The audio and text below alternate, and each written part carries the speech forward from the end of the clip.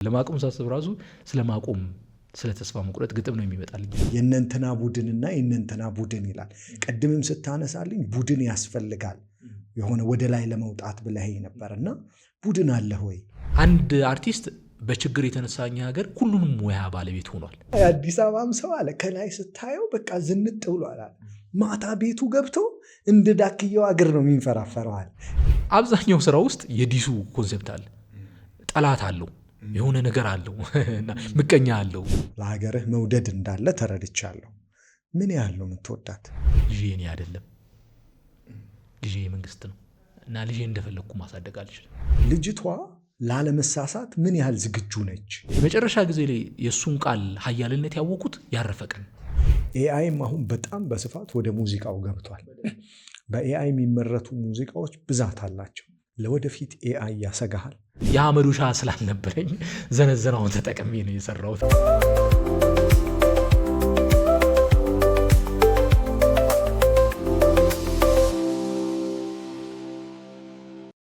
ሰላም ጤና ይስጥልኝ ውድ የዶቃ ፖድካስት ተከታታዮቻችን እንደምን ከርማችኋል? በዛሬው የእንግዳችን ፕሮግራም ላይ ደግሞ አብነት አለሙ ወይንም በመድረክ ስሙ አብነት ባላን ይዘነው መተናል። የዜማ እና የግጥም ደራሲ ነው፣ እንዲሁም የሂፕሆፕ ሙዚቃ አቀንቃይ ነው እንላለን። አብነት እንኳን በሰላም መጣ። እንኳን ደህና ቆያችሁ። ቴንኪዩ፣ በጣም ነው የምናመሰግነው። የተለያዩ ሶሻል ሚዲያዎች ላይ የምትሰራቸውን እናያለን፣ ሙዚቃዎችህንም እናውቃቸዋለን። በቅርቡ ደግሞ አይዲዲት በዘነዘና ሂፒ ወጥቷል እና ቴንኪው። በጣም ብዙ ሀሳቦችን ውስጥ ላይ እጭቅ አድርጎ የያዘ ነው። የሀሳብ መድብል ነው የሚመስለው። ከሙዚቃ ወደ ሙዚቃ ስትሄድ በደንብ ሀሳቦች የሚታዩበት ቦታ ነው። ወደ ሙዚቃዎቹ ቀስ እያልን እንመጣለን። አብነት፣ በልጅነትህ ምን መጫወት ታዘወትር ነበር? በባላ ብዙ ሰው ትጠብሳለህ? ባላ ልክ ክረምት ላይ ምናምን ሲመጣ ጠጠራ አድርገህ በከለመዳሪ የምትሰራዋለች አይደል? እሷን ትጫወታት ነበር? ብዙ ሰው ከስያሜው አንጻር ብዙ ሰው ይመጣለታል እና ይህ ጥያቄ ይጠይቀኛል። የኔ ብዙ ጊዜ በልጅነት የጫወት የነበረው ግን ኳስ ነበረ። በጣም ኳስ አዘወትር ነበረ። ከትምህርት ጊዜ የተረፈውን አብዛኛው ጊዜ ኳስ ሜዳ ውስጥ ውለው፣ እንደውም ኖርማል ልብስ ያለኝ አይመስለኝም፣ ቁምጣ ነበር አድርጌ የምውለው እና በጣም የኳስ ወዳጅ ነኝ። አብዛኛው ጊዜ ሜዳ አካባቢ ስላደግኩ ለተፈጥሮ የቀረበ ቦታ ስለኖርኩ ወንዙ አካባቢ አዘወትራለሁ። ዋና አልፎ አልፎም ቢሆን ቁጣም ቢኖር ከቤተሰብ አልፎ ብዙ እንደዛ አይነት ሰው አይደለሁም። የዋና ላይ ብዙ አላተኩርም፣ ግን ባልዋኝ እንኳን የሚዋኙ ሰዎችን ማየት። እኔ ያደግኩበት አካባቢ ወንዝ አለች። ብዙ ጊዜ እየተሰፈር ነው። እኔ ሽሮ ሜዳ ነው ተወልጄ ያደግኩት። ቀበና የምትባል ወንዝ አለች እና አጦሮቢ የምትባል ዋና ቦታ አለች እና እንደውም ብዙ ትዝታ መጥፎ ነው እዛ አካባቢ እንትን ብዙ ሰዎች በውሃ የሚጠፉበት ቦታ ነው እና ያ ፍራቻም ስላለ ከቤተሰብ ብዙ ጊዜ ቁጣ ነበር ወደዛ አካባቢ እንዳንሄድ፣ ግን ቅርቡ ስለነበረ እዛ እናዘወትራለን። እንዲህ የሚባል ነገር ነበር። ወደዚህ መልሰሃለሁ። እኛም ልክ በልጅነታችን የምንዋኝበት ቦታ አልነበረ እና ልክ አዳሪ ወንዝ የምትባል ነች እና ልክ እንደ መዋኛ ፑል ነገር አለ። በየአመቱ ያ ቦታ ሰው ይበላል፣ ሰው እየጠራ ነው እንዳትሄዱ ምናምን ይባል ነበር። ዘሴም ስቶሪ ያለ እናንተ ጋር አለ? በደንብ አለ እና እንደውም አንዳንዴ የሆነ አይነት አምልኮ ይካሄድበት እንደነበረ የሚነግሩን ሰዎች ነበሩ እና በጣም ብዙ ጊዜ ሰው ይሞትም ስለነበረ በጣም ከሩቅ ቦታ የመጡ ሰዎች ሞተው አባዲና ለማውጣት ሲመጣ የልጅነት ትዝታችን የምናስታውሰው ነው። በየአመቱ ወንዙ በሞላ ቁጥር በጎርፍ ከሚሄደው ደግሞ ተጨማሪ እሷ ውስጥ ገብቶ የሚሞተውም ብዙ ስለነበረ ያ ፍርሃትም ነበር። ከዛ ጋር እየተያያዘ ይባላል። እግር ኳስ የትኛውን ፓርት ነበር የምትይዘው? እኔ በጣም ይገርም በረኝነት ወደ ነበር። በጣም ጥሩ በረኛ ነበርኩ። ብቀጥል ኖሮ ምናልባት ውጤታማ ሆን ነበር። አይ ቲንክ ብዙ ጊዜ ተሰብሬ ያውቃለሁ። በዛ የተነሳ እጫወታለሁ፣ ግን ቅር አልሰኝም። የበረኛ ግባ ሲባል ቅር ብዙ ጊዜ ሰው በረኝነት ከባድ ነው። ደስ ይለኝ ነበርና አለቅም ከያዝኩኝ ብዙ ጊዜ እጄን የመሰበር ሁኔታ ብዙ ጊዜ ኳስ ላይ አይለቅም ብሎ ይመቱኝ ነበር እጄን እና በጣም ልጅነቴ በጣም ደስ የሚል ነው። ቦታ አልመርጥም ሁላ ለመወርወር ይሄ ድንጋይ ነው ይሄ ነው አልልም ነበርና በጣም ደስ ይለኝ ነበረ ኳስ እና እንደውም ያደግኩበት አካባቢ ስፖርት ፌዴሬሽን ውስጥ ይሰራ የነበረ የአንድ ጓደኛችን አባት አለና ኳስ እዛ የሚጫወቱበትን ኳስ ያመጣልን ነበርና በልጅነት እንትን ስንመታው ሁሉ ራሳችንን ያመን ነበር። ምክንያቱም እንደኛም እንደምንገዛው ወይም ሌላ ቦታ እንደሚገኘው ኳስ አይደለም፣ ጠንካራ ነው። ከእድሜያችን ጋር ተመጣጣኝ ነበር። በጣም ኃይለኛ ኳስ ነበርና እሱን እየመታን ቋጥር እየመታን እየተኮረኮምን አንዳንዴ አስታውሳለሁ። ቡና ነበረ ግቢ ውስጥ እኛ የምጫወትበት። አልፎም ሜዳ ነበረ፣ ለሜዳ ቅርብ ነው፣ ብዙ ሜዳ አለ አካባቢያችን እና ግን ግቢ ውስጥ ርቆ ላለመሄድ እኔ ከምኖርበት ግቢ በታች ሌላ ግቢ አለና ለኳስ መጫወቻ ሰፊ ቦታ አለው። እዛ እንጫወታለን። ቡና የተተከለ ቡና ሰብሬ ያውቃለሁ፣ በዛ ተኮርኩም ያውቃለሁ። እና የሚገርም ትዝታ ነው። በተለይ ኳሱ ውሃ ሲጠጣ በዛ እኮ ስትመታ ራስ ምታቱ ሆድህን ከመታ ደግሞ ትንፋሽ ነው። በጣም በጣም እኔ ብዙ ጊዜ ተሰብሬ ያውቃለሁ፣ እግሬን ተሰብሬ ያውቃለሁ። እና ኳሱ እንዳልኩ ጠንካራ ነው።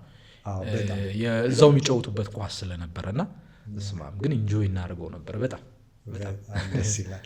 እና ባላ ከየት መጣ? ምንድን ነው የባላ መነሻ? ባላ መነሻ የነበረው እንደ አጋጣሚ ሙዚቃ ከጀመርኩ በኋላ የተወሰነ የሂፕሆፕ ኮሚኒቲው ላይ እንቅስቃሴዎች ላይ መሄድ እድል ነበረኝና የሆነ ጊዜ ግሩፕ መፍጠር፣ ምክንያቱም ሙዚቃው በግለሰብ ደረጃ ለመሰማት በጣም አስቸጋሪ ነበር። ኮሚኒቲዎች ሳይ ምናምን ያስፈልጋል ብዬ ማመን ጀመርኩና ቡድን ያስፈልጋል፣ አብሮ የሚሰራ አብሮ የሚሳተፍ ለአንድ ነገር እኩል የሚያዋጣ ቡድን ያስፈልጋል እና ምናልባት ቢያድግ ህልሜም ነበረ እንደ ሪከርድ ሌብል ቢያድግ፣ ከዛ በላይም ደግሞ ኢንተርቴንመንቱ ላይ ቢሰራ ብዬ የማስበው ኮሚኒቲ ይፈልግ ነበርና ባላ የሚለውን ሀሳብ ሳነሳ ኮሚኒቲ ለመፍጠር ነበር። ዋነኛ ሀሳብ የነበረችው ባላ ከስር አንድ ናታር አንድ ግንድ አላት፣ ከላይ ሁለት ነው ሚኒመም ሁለት ሆኖ ቢነሳ ብዬ አሰብኩ። ግንዱ ሙዚቃ ነው፣ ዋና ሀሳቡ ሙዚቃ ማበርከት ነው ሀሳቡ። ስለዚህ መነሻ ሀሳባችን ያሰባሰበን ሀሳብ ያ ሂፓፕ የሆነው ራፕ የሆነው ሀሳብ መነሻ ሀሳቡ ግንዱ አንድ ነው። ከዛ ሚኒመም ከሁለት ብነሳ ያኔ ስንጀምር ሁለት ነበርና አንድ ሙዚቃ ላይ ታሪክ ታግ የሚባል እና መነሻ እንደዛ ቢሆን ብዬ አሰብኩና ከዛም ደግሞ ሀሳቦቼን ማስወነጭፍበት ባላ መወንጭፍ ተጨምሮበት ሀሳቤን የሙዚቃ ሀሳቤን ንግርቶቼን የማስተላለፍበት ሀሳብ እንዲሆን በሚል ነው የተፈጠረ የነበረው። ግን እንደ ግሩፕ ነበረ መጠሪያው። ከዛ በኋላ የግሩፕ ሀሳብ የመቀጠሉ ነገር ብዙም ስላልነበረ ተቀጥያ አድርጌ በተጠቀመው ጀስት እኔንም ያስተዋውቃል የሆነ ጊዜ እንደ መድረክ ስም ሆኖ ተጠራ። አብዛኞቹ ሰዎች እንደውም አብነት ከሚለው ይልቅ ባላው በሚለው ያውቁኛል። አይገርም? እኔም ራሱ የሚቀለኝ አሁን አብነት ባላ ብዬ ነው እንጂ አብነት አለሙ ብዬ ብል አይመጣልኝ። እንደዛም ሆነና ደግሞ ሌላ ተጨማሪ ምን ሆነ፣ ሙዚቃው ላይ ብዙ ጊዜ በመጀመሪያ ባወጣው ሲንግል መጠሪያ እንደመሆን ይታወሳል ብዙ ሰዎች። ስለዚህ እኔ አብነት ሌላ ዘፋኝ ስላለ አብነት ባላ ቢል መነጠያ ይሆናል በሚልም መጣ ማለት ነው። ሂፕሆፕ እንዳልከው ለምሳሌ መነሻው ሀሳብ ራሱ በጣም ደስ ይላል።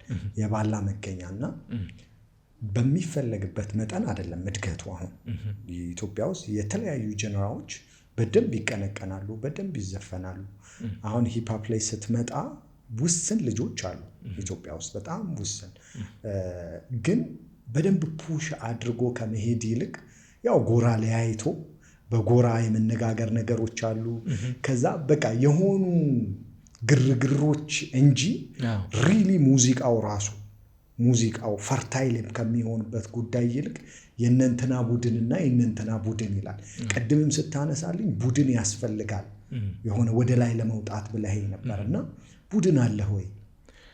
የሂፕሆፕ እድገት ምን ይመስላል? ከዚህ ጋር ከቡድኑ ልነሳና የቡድኑ ሀሳቡ እኔ የነበረው ጎራ ከመፍጠር ሳይሆን ሀሳቤ የነበረው ለምሳሌ ሂፕሆፕ ውስጥ ዘውግ አላቸው ማለት እያንዳንዱ ሂፕሆፕ ሲባል አጠቃላይ ካልቸሩን ጭምር ነው። ስለዚህ ሂፕሆፕ ውስጥ ዳንሱ አለ፣ ሂፕሆፕ ውስጥ ግራፊክሱ አለ፣ ሂፕሆፕ ውስጥ ራፑ አለ፣ ራፕ የምናደርግበት ወይ አለ፣ ላይፍ ስታይል ነው አጠቃላይ። እዛ ውስጥ ምን አለ? ግራፊክስ የሚሰራበት መንገድ፣ አርቶ የሚሰራበት ፕሮዲሰር አለ፣ ቢት ፕሮዲስ የሚያደርጉ ማለት ነው። ከዛ ዲጄ አለ። እነዚህ ሁሉ ነገሮች ያስፈልጉታል። አንድ ራፐር በዙሪያው ክራውዱ ያስፈልጋል። እኔ ሀሳብ የነበረው እነዚህ ሁሉ ሰዎች የሚሳተፉበት ፕሮዳክት ቶሎ ቶሎ የሚወጣበት ሳይቸገር፣ አርቲስቱ ማይቸገርበት። አንድ አርቲስት በችግር የተነሳኛ ሀገር ሁሉንም ሙያ ባለቤት ሆኗል። ችግሩ ያስለመደው እንደፈለገ ስቱዲዮ ሄዶ የመስራት ሁኔታ ሲያቅተው ፕሮዲሰርም ሆናል፣ ራፐርም ሆናል። ከዛ ደግሞ ኢቭን ፊቸር የሚገባለት ሰው ሲያወጣ ዜመኛም የሆነ ራፐር አለ። ከችግሩ አንጻር ነው እንደዚህ ሆነው እና ያንን ከመቅረፍ ሁሉም የራሱን ጠንካራ ጎኑን ወደፊት ከማውጣት አንጻር ግሩፕ መፍጠሩ ነገሩን ያቀለዋል። ሁሉም በዛ ውስጥ ያለ ሰው ደግሞ ኢንካም አግኝቶ ወይም ደግሞ የሚፈልገውን የህልሙን እየኖረ የሚሰራበት ሀሳብ ነው የኔ የግሩፕ ሀሳብ የነበረው እንጂ ተነጥሎ ጎራ ፈጥሮ ከመጋጨቱ አልነበረም። የመነሻ ሀሳቡ እሱ ነው። ከዛ የሂፕሆፕ እድገት ብላልከኝ አሁን የሙዚቃ ፕሮዳክት ማድረግ አሁን እየጎላ መጥቷል። ብዙ አርቲስቶች የመጡ ነው፣ አዳዲስ ሰዎች እየመጡ ነው፣ ብዙ የሚሰሩ ሰዎች መጥተዋል። አንጻራዊ በፊት ከነበረው አሁን ይሻላል። ቢያንስ የራሱ የሆነ ራሱን ፕሮሞት የሚያደርግበት ወይ ስላለው በፊት እንትን ነው ሚዲያው ላይ ሄደ ነው የምታውቀው። ሚኒስትሪ ሚዲያው ላይ ሄዶ ሰጥቶ ነው የሚጫወትለት። አስቸጋሪ ነበር። እንደ ሙዚቃም አይቆጠርም። አፍላ ዕድሜ ላይ የምትዘወተር ነገር እንደነበረች እኛም ስንጀምር ከወደቀው ጀመርን። ስለ እንዴት ነው ሂፓፑ 90ዎቹ ላይ ሲመጣ ብዙ ይዞት የመጣው ነገር ነበር። ከአይዲያሉ እየወረደ ሲመጣ ኮንፍሊክትዋ ነው እኛ ጋር በደንብ እየታወቀ የመጣው። ስለዚህ እኛ ተቀበልናትና የዲሱ ሀሳብ ጎላች። ከዛ ምንድነው ሂፓፑ ብዙ ፓርት እንዳለው ተረሳና ዲሱ ላይ በጣም ጠንካራ ነገር ያዘን። አንድ አልበም ሲወጣ ወይም የሆኑ ልጆች ሲሰሩ አብዛኛው ስራ ውስጥ የዲሱ ኮንሴፕት አለ። ጠላት አለው፣ የሆነ ነገር አለው፣ ምቀኛ አለው እና እቺ ነገር ትዘወተራለች። እኔም ጥያቄ የነበረው መነሻ ሀሳቤ ላይ ከዚህ የዘለለ መስራት አይችልም ነበር፣ ሀሳብ መንገር አንችልም ነበር ወይ ነው። ስለዚህ ምን ሆነ? ሂፓፑን ወጥሮ የያዘው እንደ እድገት እንዳይታይ ከሌላው ጋር በኮላቦሬሽን እንዳይሰራ ያደረገው ያቺ ኔጌቲቭ ሳይዷ ናት። ሰው ሲያስብ ሂፓፕ ሲያስብ የሚያስበው ምንድነው? ከካልቸሩ ወጣ ያለ ያቺ ሱሪም ዝቅ አድርጎ የሚለብሰው ወግ አጥባቂ ነን። ዲኮሬሽኑ ማለት እኛ እንደ ሀገር ወግ አጥባቂም ስለሆንን የሆነ ማንነት ውስጥ ያጣበቀውን ነው የምንወደው፣ ከባህሉ ጋር የወሰደውን የሆነ ነገር ያደረገውን። ስለዚህ ግጭቱ አለ። ስለዚህ ሀሳቡ መልካም ነገር ይነገርበታል ብሎ ስለማያስብ ለማሳተፍ ከባድ ሆነ። ስለዚህ ያ አርቆ የማየት ሁኔታ አለ። እንደ ሙዚቃ ጄነር ደግሞ እኛ ሀገር ጄነሬት ትኩረት አድርጎ የሚሰራ አርቲስት በጣም ጥቂት ነው። በጣም ከሂፓፑም ውጭ ብና ስናስበው እንደ ጄነር እንደውም ሲሰራ ያየሁት ሬጌ ነው። ብዙ ጊዜ ተዘውትሮ አንድ አርቲስት ሬጌ አርቲስት ተብሎ ሲጠራ ማቀው። ሁሉም አርቲስት አንድ ችክችካ፣ አንድ ሬጌ፣ አንድ የሆነ ነገር ምናምን እያደረገ ነው የሚሰራው ሁሉንም አለማድረግ።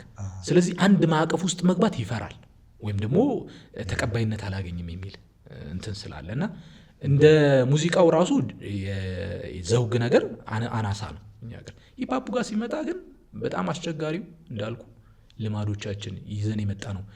በልማድ ሁልጊዜ የምትመጣኝ ትዝ የምትለኝ ንግርታለች፣ አባባላለች። ባለቤቱ ያልተቀበለውን አሞሌ ባለቤቱ ያላከበረውን አሞሌ ባለዳ አይቀበለው የሚባል።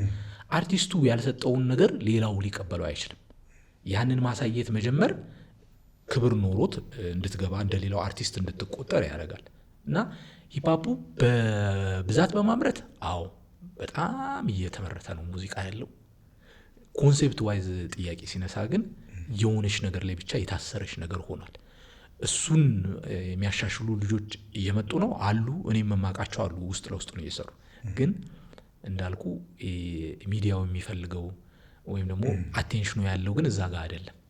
እሱ ብዙ ስራ ይፈልጋል። አቴንሽኑ አሁን አርቲስቱ ሊሰጠው ሊያቀርበው የሚፈልግ ነገር አለ። ገበያው ደግሞ የሚባል አለ። ይሄ በጣም ክፉ ኮንሰፕት ይመስለኛል። ለምሳሌ ለአንድ አርት ስራ ገበያ ብሎ አስቦ መነሳት በጣም ያም ይመስለኛል ለአንድ አርቲስት አይደለም። ኢትስ ኦል አባውት ኤክስፕሬሽን፣ የምትገልጽበት ህመምህ ሊሆን ይችላል እኮ ባይዘው ያንን መግለጽ ነው አንተ የፈለግከው።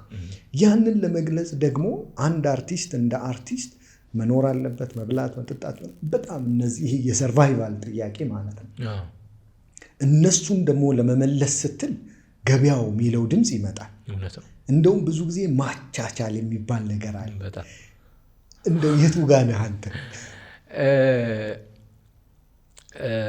በጣም የሚገርም ብዙ የተቸገርኩበት ብዙ ጊዜ ማስተያየት ይሰጠኝ የነበረው ማርኬት ሳይድ ለምን ዘፈን አሰራም መባል ነበረ። እኔ ስመጣ የመጣሁበት ሀሳብ የጎደለው ጋር መሙላት ነበር እና እኔ የልጅነት አስተዳደጊ አለ፣ ቁጭቶች አለ፣ ያደኩበት ሁኔታ አለ። በአያት ቤት ነው ያደኩት። አባቴ ይነግረኝ የነበሩ ታሪኮች ነበሩ። እያንዳንዱ ነገር እኔ ላይ የሰራው ስራ አለና ያ ስራ እኔ ቁጭቶቼ ነበሩ። ከሆነ ጊዜ በኋላ አብሶ አባቴን ካጣው በኋላ ያልተናገርኳቸው ብዙ ያልተነፈስኳቸው ቋጥሬ የያዝኳቸው ነበሩ። እሱን እንዳወጣ የረዳኝ ሙዚቃ ነው እና ያንን ለማውጣት ተጠቀምበት ስለነበረ ጠንከር ያለው ሀሳብ ጎደለኝ የምለው ካየሁት ከተማርኩት ዛሬ ያጣሁት ነው ከምላቸው ነገሮች አዘውትሬ በዛ የመንገር ሁኔታ ነበርና እንደ አርት ደግሞ አርት ፎርሙ ተለውጦ መጥቶ አዝናኝ የሚለው ላይ ብቻ ወድቋል። አዝናኝ ነው የሚታሰበው። አዝማሪ የምትለው ሀሳብ አለች አይደል? በፊት እንደ ሙያም ያለ መቆጠር ነገር ነበረ። አስጨፋሪ ነው የሆነ ሰው ሲዝናና የሚያደርገው ተደርጎ ብቻ ተወሰደ። በፊት ታየው ከነበረ እኔ ነጠናውን ዘመን ላይ ስለ ቀጠሮ ተዘፍነዋል። በጣም ሀገር ችግር ውስጥ በወደቀች ጊዜ ስለ ረሃብ ተዘፍነዋል። ስለ ብዙ ሀሳቦች ኮንሴፕቶች ተነስተዋል። እነዛ ሀሳቦች ማህበረሰብ ሰርተዋል፣ ትውልድ አፍርተዋል፣ በብዙ መልኩ አንጸውታል ብዬ አምናለሁ። አርቱ ያ ነው እኔ ያገኘሁበት ብዬ የማስበው እና ያን ነገር ወርዶ መጥቶ አሁን ኢንተርቴንመንቱ ብቻ ላይ ስላተኮረ ሰው መዝናናት ይፈልጋል። ብዙ የሚወጥረው ብዙ እንትን የሚለው ነገር አለ እና የመሸጥ ሀሳብ እዛ ጋር ይመጣል። አርቲስቱ እንደ አርት ሙዚቃ ሽጦ ለማደር ወይም ሙዚቃ ሰርቶ ኢቨንት ሰርቶ ኮንሰርት ሰርቶ ለማደር ያቺ ነገር ትፈለግበታለች። ኢንተርቴን ያ ሀሳብ መጣና ብዙ ስራዎች ላይ ማርኬቱ አይዘ ለምን አሰራም እና በዛ ጊዜ ምን አረግ ነበር መሰለ ያንን ሀሳብ የሚሟገት ሀሳብ እጽፋለሁ። የሆነ ጊዜ ማርኬት ለምን አሰራም ሲለኝ ማርኬቲንግ ዋይዝ እንቶ ፈንቶ ተራቀሽ ሀሳብ ብትቶ የሚል ስራ ሰራው። ይባስ ብለህ መሟገት አለብን። ሰው የፈለገውን እንስጠው ወይስ የሚያስፈልገውን እንስጠው የሚል ጥያቄ መጣ። እንደዛ ማድረግ እየሞከርኩ እየሄድኩ እያለ ግን ሙዚቃ እንደ ሙዚቃ ሽጦ ማደር የሚል ጥያቄ አለ። ባላንስ ግን ይፈልጋል። ያንን ሚዛን የሚያደርግ ባላንስ መፈለግ ግዴታ ነው። ያንን ማድረግ በሚለው አምናለሁ። እኔም በጊዜ ሂደት ውስጥ የተማርኳቸው ነገሮች አሉ። ያገላለጽ ወይ ብዙ ጊዜ እንደውም ድሮ የፖለቲካዊ ሀሳብ ሲያነሱ በፍቅር ሀሳባው ያነሳሉ፣ በብዙ ነገር ሀሳባው ያነሳሉና ሰው እንደፈለገው እንዲተረጉመው እያደረጉ መስራትን የዛን ጥበብ እንድማር ስኪል እንዳገኝ አድርጎኛል። በእርግጥ በሁሉም እንዲተረጉም ፍቅረኛ ያለው በፍቅሩ እንዲተረጉም፣ ለእናቱ የሚወስደው በእናቱ እንዲወስደው እንዲሆን ተደርጎ መስራት አንድ የጥበቡን መጠን ላቅ አድርጎ እንዲያስበው በብዙ መልኩ እንዲተረጎም ያደርጋል እና ያንን ተምሬያለሁ። ግን ማርኬት የሚለው ብዙ ጊዜ ሰዎችም ያጠፋልም ብዬ አምናለሁ። አንደኛ እውነተኛ ማንነቱን እንዳያወጣ፣ የፍላጎቱን የንግርቱን የኖረበትን ከህመሙ እንዳይፈወስም ያደርገዋል። ያች መዝናናቷ ላይ ብቻ ካተኮርን። ስለዚህ የሆነ ቦታ ልንሄድ ነው ይመስለኛል። አንዳንዴ ሳይኮሎጂስት ጋር ብቻ እንድንሄድ እየተደረግን ነው ብዬ አምናለሁ። አሁን ለምን በፊት አርቶቻችን ይፈውሱት ነበረ፣ በብዙ ነገር ነበር የምንፈወስበት መንገድ። አሁን ገበያ እንዲሆን ብቻ ስለተፈለገ ለመዝናናቱ የሆነ ቦታ አርቱ ሲፈልግ፣ ለምሳሌ ፊልሙንም ብናስታውሰው የሆነ ሰሞን ኮሜዲ ፊልም ብቻ ነው ኢትዮጵያ ውስጥ የሚታየው የሚፈልገው። ለምን? መዝናናት ብቻ እንዲፈልግ ለሆነ ገበያ ሌላ ቦታ እንድንሄድ ተደርገናል እና ሁሉን አቀፍ የሆነውን ነገር እያጣ ነው መተናል። የሆነ ነገር እየተነጠለብን ነው ያለው። በፊት እኔ አንድ ጓደኛ ይለኝ ነበር እውቀት አንድ ነው ይለኝ ነበር እና ነጥለን የሆነ ነገር ላይ ፓወርፉል የሆኑ ሰዎች ወይም ፓወርፉል የሆኑ ኢንስቲትዩቶችን ፈጥረናል ይላል። እና ያ ምን ሆነ? የገበያ ያደረገው ህዝቡን ለገበያ የሚበተን ሆነ። ስለዚህ ለሆነ ነገር ሲሆን የሆነ ነገር እንደውም በጣም የሚገርመኝ ፊልም አለ ወደኋላ የሚል የኢትዮጵያ ፊልም አለና በጣም የሚገርመኝ ፊልም ነው። ሁልጊዜ ለሰው ቢያዩት ብዬ የምመክረው ማለት ነው። የተሰራው ዓመተ ምሕረቱን ረስቼዋለሁ። አይ ቲንክ መሐመድ ወይም አህመድ የሚባል ደራሲው ይመስለኛል። ይቅርታ ከተሳሳትኩ። በጣም ይገርመኛል። እና በመሪ ተዋናይነት ማንዴላ አለበት፣ አንዱ ዳንኤል ይመስለኛል። እንደዛ ሆኖ የሰሩበት እና ታሪኩ ምንድነው? ወደኋላ እየሄደን ነው። እንደውም እዛ ላይ ሴት ካራክተር አለች የምትገልጸው። በፊት አንድ ሴት ቤት ውስጥ ስትኖር የምትመገብበትን የምትሰራበትን ቤት ውስጥ የምታበረክታቸውን ነገሮች በእጇ ነበር የምትሰራው። ወንዱም ቢሆን እንደዛዋ። እና ለምሳሌ የመመገቢያ ሳህኖቻችን፣ እንጀራ የምናስቀምጥበት ሰፌዶቻችን እንዳለ ብዙ ነገር በእጅ የሚሰሩ ነበረ።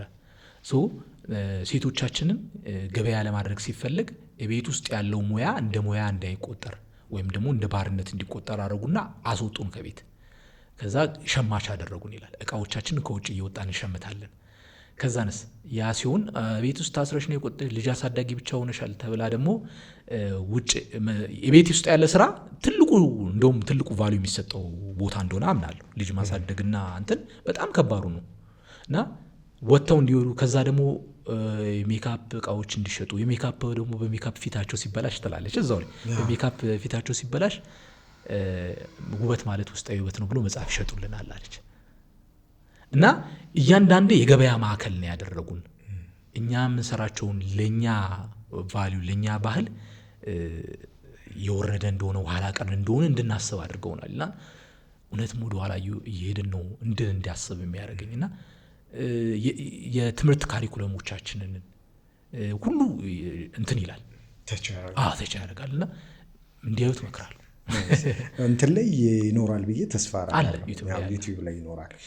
ሌላ ምንድነው መሰለህ ልክ ስፔሻሊ አሁን አዲሱን ሂፒህን ስሰማው አይዲዲት በዘነዘና ምንን ያስታውሰኛል መሰለህ? በኢትዮጵያ ባህል እሰጥ አገባ የሚባል የክርክር አይነት አለ። ታውቀዋለህ? እሰጥ አገባ ትቆማለህ ዳኛ ፊት። ከዛ በኋላ አንዱ ይሄንን እሰጥ አንዱ ደግሞ ይሄን አገባ እያለ እንትኑ ንግግራቸው ራሱ በእንትን ነው በግጥም አይነት መልክ ነው የሚቀያየሩት። እሱ ዘዬ ኢምፕረስ ያደርግሃል። ምክንያቱም ያን አይነት ሽታ ያለው ነው ግጥም። እንትኑ ስታወራም ስታስቀምጠውም እንትን ስታደርገውም እሰጥ አገባ አይነት እንትኑ ሩቱ ከዛ ጋር ይያያዝብኛል። ለእኔ ምን አስበህ እንደሆነ ንገረኝ ብዬ ነው። ብዙ ጊዜ የእኔ ሀሳቦች ውስጥ መሀል ያሉ ኮንፍሊክቶች አሉ፣ ራሴ ውስጥ ያሉ ግጭቶች፣ እነሱን ራሴ እስላቸዋለሁ። ለምሳሌ በሙዚቃ ውስጥ ሙዚቃ መንፈሳዊ ነው ለእኔ እና መንፈሳዊ ስላተያየ ምንድን ነው ለብዙ ነገር ለብዙ እይታዎቼ ለብዙ የተሸዋሩ የሚሆኑ ደግ ለሆኑ እይታዎቼ ምልከታዎቼ እንዳሰፋ አድርጎኛል፣ እንዳሰላስል ያደርገኛል። በጣም ብዙ ልላቸው የሚችላቸው ነገሮች አሉና አንዳንዴ ለስጋ ሳደላ ሁለቱን የስጋና መንፈሳዊ ሀሳቦችን እዛ ውስጥ ገልጻቸዋለሁ። ግጭት የሚያደርጉ ሁለት የተለያዩ አካላት እኔ ውስጥ ያሉ እና እንደውም አንድ ስራ አለኝ ከዚህ በፊት የለቀኩትና ዳኛ የሚያስፈልገው ማለት 3 ፐርሰናሊቲ ያለው ነው። አንዱ ዳኛ ነው፣ ሁለቱ ደግሞ የሚጋጩ አካላት ናቸው። አንዱ መንፈሳዊ ነኝ ብሎ የሚያስብ ነው፣ አንዱ ስጋዊ ነኝ ብሎ የሚያስብ ነው። እና ይለዋል እዛ ላይ ለማን ነው ትውልድ የምትለው? ለየትኛው ትውልድ ነው? መጀመሪያ አንተ ብላ ማሰብ ያለብህ መሸጥህን እንጂ ትውልድ የምትለው ማን ነው ተቆርቋሪ ያደረገ? ማን ነው ውክልና ሲሰጠ ይለዋል። ይሄኛው ትውልድ የሚባላል ይለዋል። ነገ ልጅ ትወልዳለህ፣ ለልጅ የምታወርሰው ያስፈልጋል፣ ማንነት ይባላል ምናምን ይለዋል። እና እነዛ ግጭቶቼን እኔ ውስጥ ያሉ ግጭቶቼን ሁሉ ማንጸባረቅበት ሀሳብ ነው እና ከዛ አንጻር የሙግት ሀሳቦች ይኖሩበታል። እና ደግሞ ከሰዎች የማያቸውን እኔ በተረዳኋቸው መንገዶች የሚገልጻቸው ነገሮች አሉ። ከተረቶቻችን ወስደዋል። አንዳንዴ እኔ በተረዳውበት አንግል ተረቱን መሞግተው ሀሳብ ሳገኝ እሞግተዋለሁ። ለምሳሌ አንድ ሀሳብ አለኝ። አንተ ለአንተ ያለች እንጀራ ትሻግታለች እንደሆን እንጂ ማንም አይበላትም ይባላል በተረት። ለእኔ ያለት እንጀራ ትሻግታለች እንጂ ማንም አይበላትም ተብሎ ቢተረትም ለእኔ ከማጠቀምጥ ሻክታ ከማልበላት ቀን የጨለመበት የተራበ ይብላት። ንፉጎኜ የአያይቱን ታሪክ ከመደግማት ያ እኔ ከሞትኩ ሰርዶ ይብቀል እንደሚሏት መጀመሪያ የኔ እንጀራ ለመሆኗ ምስክር ማን አላት ይላል። እና እዚህ ውስጥ ሀሳቤ ምንድን ነው የነበረው? ከሻገቴ እኔ አይደለም ነው ሰው ጋር የሚሄዱ ጉዳይ አይደለም። ከሻገተ ምንም አልበላውም ነው ሀሳቡ። ያንን ተረት በእኔ አረዳድ በእኔ እሳቤ እንደዚህ አድርጌ የምገልጻቸው ሙግቶች ናቸው እነዚህ። እና እንደዚህ አይነት ሙግቶች ለምንድን ነው? አንደኛ ሀሳቤን እንዳሰፋ ያደርገኛል፣ ገለጻውን እንድማር አድርጎኛል። የበፊት ሙዚቃዎች ለዚህ በጣም ጠቅመውኛል። ተረቶቻችን ጠቅመውኛል። በጣም ማነባቸው ተረቶች ነበሩ፣ ምሳሌ አባባሎች በጣም ደስ የሚሉኝ። እኔ እነሱ የተረዱበትን መንገድ አንድ ሰው እንደውም ብሏል፣ የራሶቻችን የዘመናችን ታሪክ ተረቶች እኮ ያስፈልጉናል። ታስታውስ እንደሆነ ሸገር ሸልፍ የሚባል ፕሮግራም በጣም ወዶ ፕሮግራም ነበርና አንዱ አለም እሱ ላይ የራሶቻችን ተረት ያስፈልገን የዘመኖቻችንን የሚገልጽ ተረቶች ያስፈልጋል ይል ነበርና እኛ የዘመናችንን ታሪክ እየገነባን ነው ወይ? እኛ የራሳችንን ታሪክ እየሰራን ነው ወይ? እኛ የራሳችን ዘመን ሙዚቃስ እያሳረፍን ነው ወይ የሚል ሀሳብ አለኝ። እና ያን ሀሳብ ተረቶቻችንን እኛ እነሱ በነበሩበት መረዳት በነበሩበት ሀሳብ እነሱ የሚያብራሩት ብዙ የሚሆን ነገር አለን። እኛ ስንቀበለው እንዴት ተቀበለነዋል የሚል ጥያቄ አለኝ ብዙ ጊዜ። እና እነዛ ነገሮች አንደኛ ሰዎች ጋር ሲደርሱ ለውይይት ይጋብዛሉ፣ ሀሳብ እንዲሸራሸር ያደርጋል፣ እይታ እንድረዳ ያደርገኛል። የኔን እይታ የሚሞግስ ሰው ይመጣል። ያንን ወስድና ደግሞ በዚህ መልኩ መጠቀም ይቻላል። እና ያንን ነው ማድረግ የነበረው። የሚገርምህ የኛ አገር ማን ነው የኛ ዘመን ተረት ብለህ ስትል አንድ በጣም ያሳቀኝን ልንገርህ።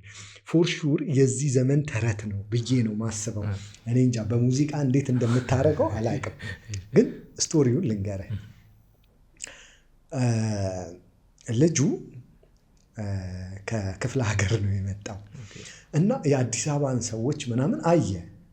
ማለት ክፍለ ሀገር ላይ ህይወት ብዙ የተንቀዠቀዠ አይደለም፣ ስሎው ነው። በጣም ብዙ ነገር በእርጋታ ነው የሚሄደው። እንግዲህ የራሱ አድቫንቴጅ አለው። ዲስ አድቫንቴጁም ፕሮዳክቲቪቲ ላይም ያን ያህል ይጎትታል።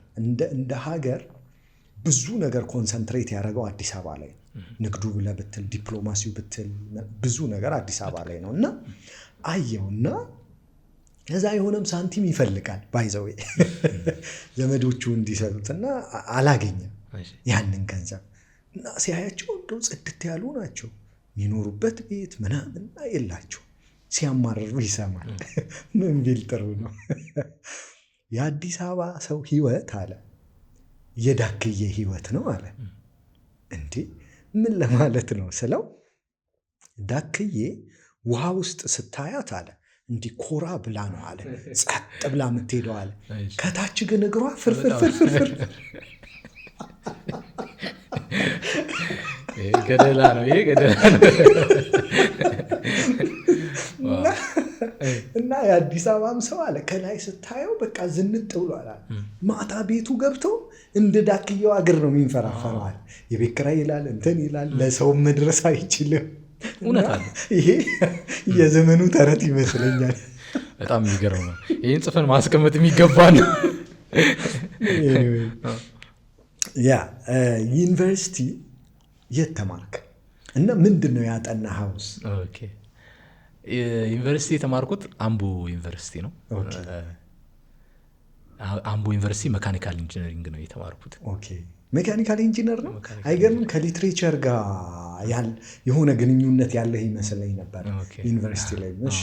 እና መካኒካል ኢንጂነሪንግ ነው ያጠናሁት። አሪፍ ጊዜ ነበረ። በጣም የህይወቴ በጣም ትልቁ በጣም የተማርኩበት ሰዎች አሁን ብዙ ጊዜ በጣም እኔ ሰፖርት ማድረገው ብዙ ሰው ዩኒቨርሲቲ ቢያይ ምለው ለምንድን ነው አሁን ምናልባት እየከበደ መጥቷል። ከተለያየ አካባቢ የሚመጣ ሰው እንዴት እንደሚኖር ባህል፣ አስተዳደጉ፣ እሳቢዎቹ፣ ሽምግልና ስርዓቱ የሚያይበት ነው ብዬ አምናለሁ። ምክንያቱም የተዋጣው ነገር እዛ ውስጥ ያገኘዋል። እንዴት መኖር እንዳለበት፣ ከሰው ጋር መኖር እንዳለበት ሞር እዚህ ላይ የአዲስ አበባ ሰው ብዙ አይቸገርም ብዬ አምናለሁ። ለምንድን ነው የማይቸገረው? በተዋጣ ማህበረሰብ ውስጥ ስላደገ እና ምናልባት የአዲስ አበቤነት ማንነት ልዩ ነው ብዬ የማስበው ከዛ አንጻር ነው። ለምን ከተማ ላይ አብሶ ያደገ አብዛኛው ከተማ ላይ ያደገ ሰው እና ለምን ብዙ ካልቸር፣ ብዙ ባህል፣ ብዙ ስርዓት ያለበት ቦታ ስለሆነ ከሰው ጋር አብሮ መኖር፣ ሽምግልና ስርዓት ምን እንደሚሆን፣ እርቅ ምን እንደሚመስል፣ ከሰው ጋር መግባባት፣ ቀሎ መኖርን ምን እንደሚመስል ያውቃል ብዙ ማንነቶች ስለሚያይ እና ዩኒቨርሲቲም አንድ አካል ነው ብዬ አምናለሁ። እኔ የገባሁበት ዶርም አጋጣሚ የሆነው በጣም ከብዙ አካባቢ የመጣ አብዛኛው ከኦሮሚያ አካባቢ የመጡ ግን እንደ ኦሮሚያ ከተለያየ አካባቢ የመጡ ሰዎች ያሉበት፣ ከዛ ከአማራ ክልል፣ ከዛ ከአዲስ አበባ ያለው፣ ከዛ ደግሞ ከሌላ አካባቢ የመጣ አንድ ሰው አለ እና እንደዛ ሆነን የኖር ነው 8 ሆነን ኖርናል። ከዛ ደግሞ ሌላ ዶርም ማዘወትርበት ዶርም ነበረ። እንደዚሁ የተዋጣ ማንነት ነውና ብዙ ነገር እንዳስተውል ያደረገኝ እንደዚህም አይነት ተሳቢ ያለ እንድል ያደረገኝ ከዛ ግብአትም ሆኖኛል ለጽሁፎቼ ግብአት ያገኘኋቸው ጓደኞች የሚገርም በጣም ጓደኞች አሉኝ ከአዲስ አበባ የሄዱ አብዛኞቹ ከነሱ ጋር ነበር አሳልፍ የነበረውና እነሱ ሰዎች ውስጥ እንኳን ያገኘሁት ካራክተር በጣም ለህይወቴ በጣም የሚገርም ግብአት ይሆነኝ እና እኔ ውሽ አደርጋለሁ ካራክተሮቹን ብናገራቸው ብዬ ማሰብ እና እንደው በዚህ አጋጣሚ አንድ ጓደኛ አለኝ ከአቶ ብስተር አካባቢ ያደገ 2 ከዛው አካባቢ አብነትን አቶ ብስተር ያደጉ ልጆች አሉ። ይገርመኛል ካራክተራቸው በጣም ኮሜዲያን ነው። በቃ የሚያወራው ነገር ሁሉ በቃ ሰዎችን እይታ የሚስብ ከዛ ደግሞ ንግርቶቹ የሚፈሩት ሰዎች አሉ። እሱን ሲያዩ የሚሸሹት ሰዎች በቃ ማብሸቅ የሚችል ግን በጣም አካባቢ ላይ ፈን ማድረግ የሚችል የሆነ ሰው አስቸገረን ብለው ካሰበ የሚጠራ አይነት ሰው ነው እና ሲመጣ አስታውሳለሁ ከአዲስ አበባ ወይ ደግሞ እረፍት ሄዶ ሲመለስ ምናምን ልክ ብሎኩ ላይ እንደደረሰ እና የብሎኩ መከፋፈያ እንትን ነው እንደ ችፑድ ነው እንትን ወጪ ሚኒማይዝ ለማድረግ እንደዛ ከፋፍለውታልና ከታች ጀምሮ እየቀጠቀጠ ነው የሚገባው። 4ኛ ፍሎር ላይ ነው ያለው። መጣውልሽ አዳሜ ይላል እና በጣም ካራክተሩ ይገርመኛል እና ከሱ ጋር በነበርኩበት ደርሻለሁ። አንዳንድ ልጆች ለወክ ስንወጣ ወይ ደግሞ ክላስ ስንወጣ ርቀት አለው ክላስ የምንሄድበት መንገድ ከዶርም እና የሚሸሹት ልጆች አያለውና ለምንድን ነው የሚሸሹት? እና ምላስ ነው ስሙ ምላስ ነው የሚባል በትክክለኛ ስሙ አይጠራም እና የሚገርም ካራክተር አለው እና ሰዎች ሲያይ አካባቢዎች ላይ ደግሞ እይታ መሳብ ሲፈልግ ሴቶች በዛ ያሉበት አክሽኖች አሉት። እርምጃው ይቀየራል፣ ድምፁ ይቀየራል እና በቃ ትኩረት መሳብ የሚወድ እና በጣም እንደውም ኢንተርቴንመንቱ ላይ ይጠብቀው የነበረ ሰው በጣም ኢንተርቴንመንት ላይ ይጠብቀው የነበረ ሰው እና ወሬዎቹ በጣም ይጣፍጣሉ። ከዛ ደግሞ እንዳልኩ መንገድ ላይ ሴቶች ስናገኝ ምናምን ያሸማቀቀሃል መንገድ ላይ እንዲህ ወሬ እያወራ ከነበረ ልማዱን እስክናቅ ድረስ ከዛ ካወቅን በኋላ ጸጥ ነው ብለው የሆነ ኢንቫይሮንመንት ካለ ዝም እላለሁ። ምክንያቱም ሊላቸው የሚችለው ነገሮች ትንሽ አንተን ሊያስደነግጥ የሚችል ለምንድን ነው የምጨቀጭቀኝ ይላል መሀል ላይ አብረን እያወራ መጥቶ ሰዎች ለምንድን ነው የምጨቀጭቀኝ ይሄን ያህል ጊዜ ቻልኩ እንዴ እኔ እኮ አሳዝነኝ ነው አብሬ ሙሉ ይላል። እዛ አካባቢ ላይ ያለው ሰው ይስቃል እና እንደዛ ፈኒ የሆነ ሰው ነውና ካራክተር የዛ ካራክተር እኔ ውስጥ እንዲያድር ጽሁፎች ውስጥ እንዲኖር የሆነ ፈን መንገድ እንድገልጽ። አንደኛው ደግሞ ጓደኛ ያለ ሃይማኖተኛ ነው ግን በጣም ተግባቢ ነው። ከማንም ሰው ጋር አብሮ የሚሄድ ፕሮቴስታንት እምነት ተከታይ ነው። በጣም በጣም በጣም በህይወቴ ካገኘሁት ደግሞ መኮራበት ከማንም ምንም አይነት ሲቹዌሽን ውስጥ መወጣት የሚችል ሰው፣ አረዳዱ በጣም የሚገርም ሰው፣ እይታው በጣም የሚማርከኝ እና ደግሞ ከዚህ በፊት የነበረኝ ለሃይማኖት የሆነ ጠርዝ የመያዝ ሀሳብ አመልከታዬን የቀየረውን ቤተክርስቲያን ሲሄድ አብሮኝ ይሄዳል፣ ይጠብቀኛል በር ላይ።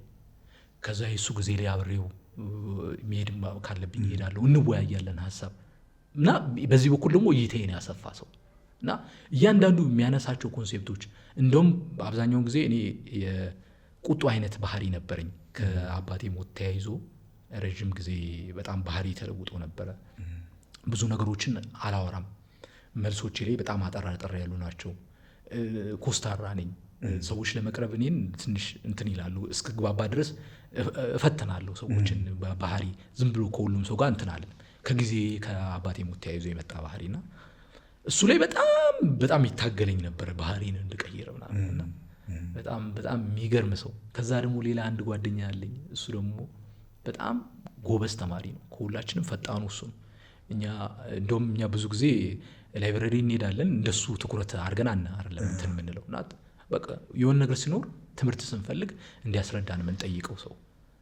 ከዛ በቃ እንደዚህ አይነት ባህሪ አሁን ሁላችንም የተለያየ ጥንካሬ ያለን በዛ ውስጥ ነው ያደኩትና ያንን ስላዩ 5 ዓመት ብሎ ያንን ስላዩ ብዙ ነገር አርሞኛል፣ ግብአት ሆኖኛል። ጽሁፎቼ ለማድረጋቸው ነገሮች እዋሳለሁ ሁላ አንዳንዴ ስማቸውን የምጠቀማለሁ የምለቃቸው ሙዚቃዎች ላይ እንትና እንዳለው እያልኩ አስገባ ነበርና በጣም የሚገርም ቆይታ ዩኒቨርሲቲ ጊዜ ነው ብዬ ነው ማስበው። ይገርማል። ታውቃለህ ከሊትሬቸር ጋር የተያያዘ ይመስለኝ ነበር። በዚሁ እስቲ የምትወደው መጽሐፍና ፊልም ንገረኝ። ኦኬ ከፊልም እንዳልኩ ወደኋላ ነው ልልህ የምችለው። ከዛ ደግሞ የወንዶች ጉዳይ በጣም የምወደው ፊልም ነበር። ከዛ ደግሞ ከመጽሐፍ ጠጠሮችና ሌሎችንም በጣም የዳንኤል ክብረት በጣም የምወደው መጽሐፍ እሱም በጣም ብዙ ግብአት ሆነኛል ብዬ አስባለሁ። እሱ በጣም የምወደው መጽሐፍ ነው። ብዙ እንደዚህ ሲጠይቅ ነው የሚጠፋው። የግጥም መጽሐፎች አሉ በጣም የምወዳቸው። የገጣሚ በእውቀቱ ስዩም፣ ከዛ ደግሞ የቀንድ አውጣ ኑሮ የሚል በጣም በልጅነት ያነበብኩት ስለሆነ በጣም ወደው የይስማከ መጽሐፎችን ሞር ደስ የሚሉ ናቸው። በጣም ወዳቸው ነበር። ከዛ ደግሞ በጣም ግጥም ላይ ተጽዕኖ አሳድሮብኛል ብዬ ማስበው ደግሞ የኤፍሬም ስዩም አለ። ፍቅር እዚህ ቦታ ፈገግ ብሎ ነበር። እሱ በጣም የሆነ ሰሞን በጣም ወደው ነበር እና የታሪክ ስቶሪዎቹ የሚገናኙበት መንገድ ከእድሜ ጋር የሚያገናኘው ሴቲቱ እዛ ላይ ያለችው ሴቲቱ 40 ገባሽ አሉ ይላታል። ከዛ 30ዎቹ መጨረሻ እና ቀጣይነቱ ከርዕሶቹ ጋር ተያይዞ ያለው የሚያቆራኝበት መንገድ በጣም ወደው ከደራሲ አለማየሁ ገላጋይ በጣም መወደው ነው። ታለ በእውነት ስም በጣም ደስ የሚለኝ በጣም ብዙ ልጠቅሳቸው ይችላሉ። በጣም ደስ ይላል። አንቺዬ ተጠንቀቂ ሰዎች እንዳያሳስቱ አይነት ቫይብ ያለው እንትን አለ። የመስፍን መሰለኝ አይደለ? ልጅቷ እንድትጠነቀቅ ነው የሚነግራት አይደለ? ግጥሙ ላይ እኔ ምን ታዘባለው መሰለ፣ ልጅቷ ላለመሳሳት ምን ያህል ዝግጁ ነች? የእሷ ዝግጅነትስ? ብዙ ጊዜ ይህንን ከልጅቷ ካራክተር ልጅቷን እንደ አንድ ካራክተር ብናይ አሳሳች ሊመጣ ይችላል፣ ሊጠቀምባት ይችላል፣ የሆነ ነገር ሊያረጋት ይችላል። እዚህ ሁሉ ሜስ ውስጥ ግን የገባችው እቺ ካራክተር ዝግጁ ስላልሆነች ሊሆን ይችላል። ይህንን እንደ ማህበረሰብ አምጥቼ ኢንተርፕሬት ሳደርገው ብዙ ሰው የራሱን የቤት ስራ ይሰራል ወይ? ይህንን እንደው ከሙዚቃ አንጻርና ከዚህ ካራክተር አንጻር አርገህ ብትነግረኝ ደስ ይለኛል። አሪፍ። አንቺ ልጅ መነሻ ሀሳቡ ጀምሮ እንዴት እንደተጻፈ ልንገርህና ያን ሙዚቃ እየሰማሁ የነበረበት ወቅት ላይ ወይም አጋጣሚ የሰማሁት ወቅት ላይ ከዛ በፊት አውቀዋለሁ መስፍን አበበን በደንብ ሰማዋለሁ እና የዛ ሰሞን የሚዘወተሩ ማያቸው ሶሻል ሚዲያ ላይ የሚመጡ ሰዎች ሴቶች እና የሚያጎሉትን ሀሳብ እያደረጉ ያሉትን ሀሳብ ሳይ የነሱ ሀሳብ እንዳልሆነ ወይም ደግሞ በግፊት የመጣ እንደሆነ ሁልጊዜ ማነሳት ሀሳብ ምንድናት? በጣም አቅም ያላቸው ታለንቱ ኑሯቸው ተስጦ ኑሯቸው የሚሰሩትን ሀሳብ ወደፊት ሊያወጡ ሲሞክሩ ያቺ አቴንሽን ስፓሟ ስለሌለችና ሰዎቹ የሚፈልገው ያቺን ትርኳ ምናምን ስለነበረች ወይም ደግሞ እይታው ይፈልግ ስለነበረ አይተው ከሆነ በጣም የሚዘወትሩ ስራዎች ሁክ አላቸው። ሁኩ ወይ በጥፊ ሲመታው ይሆናል የሚጀምረው፣ ወይ ደግሞ አስደንጋጭ ንግግር ይሆናል፣ ወይ ሀዘን ይሆናል፣ ለቅሶ ይሆናል፣ ወይ ደግሞ ስድብም ይሆናል።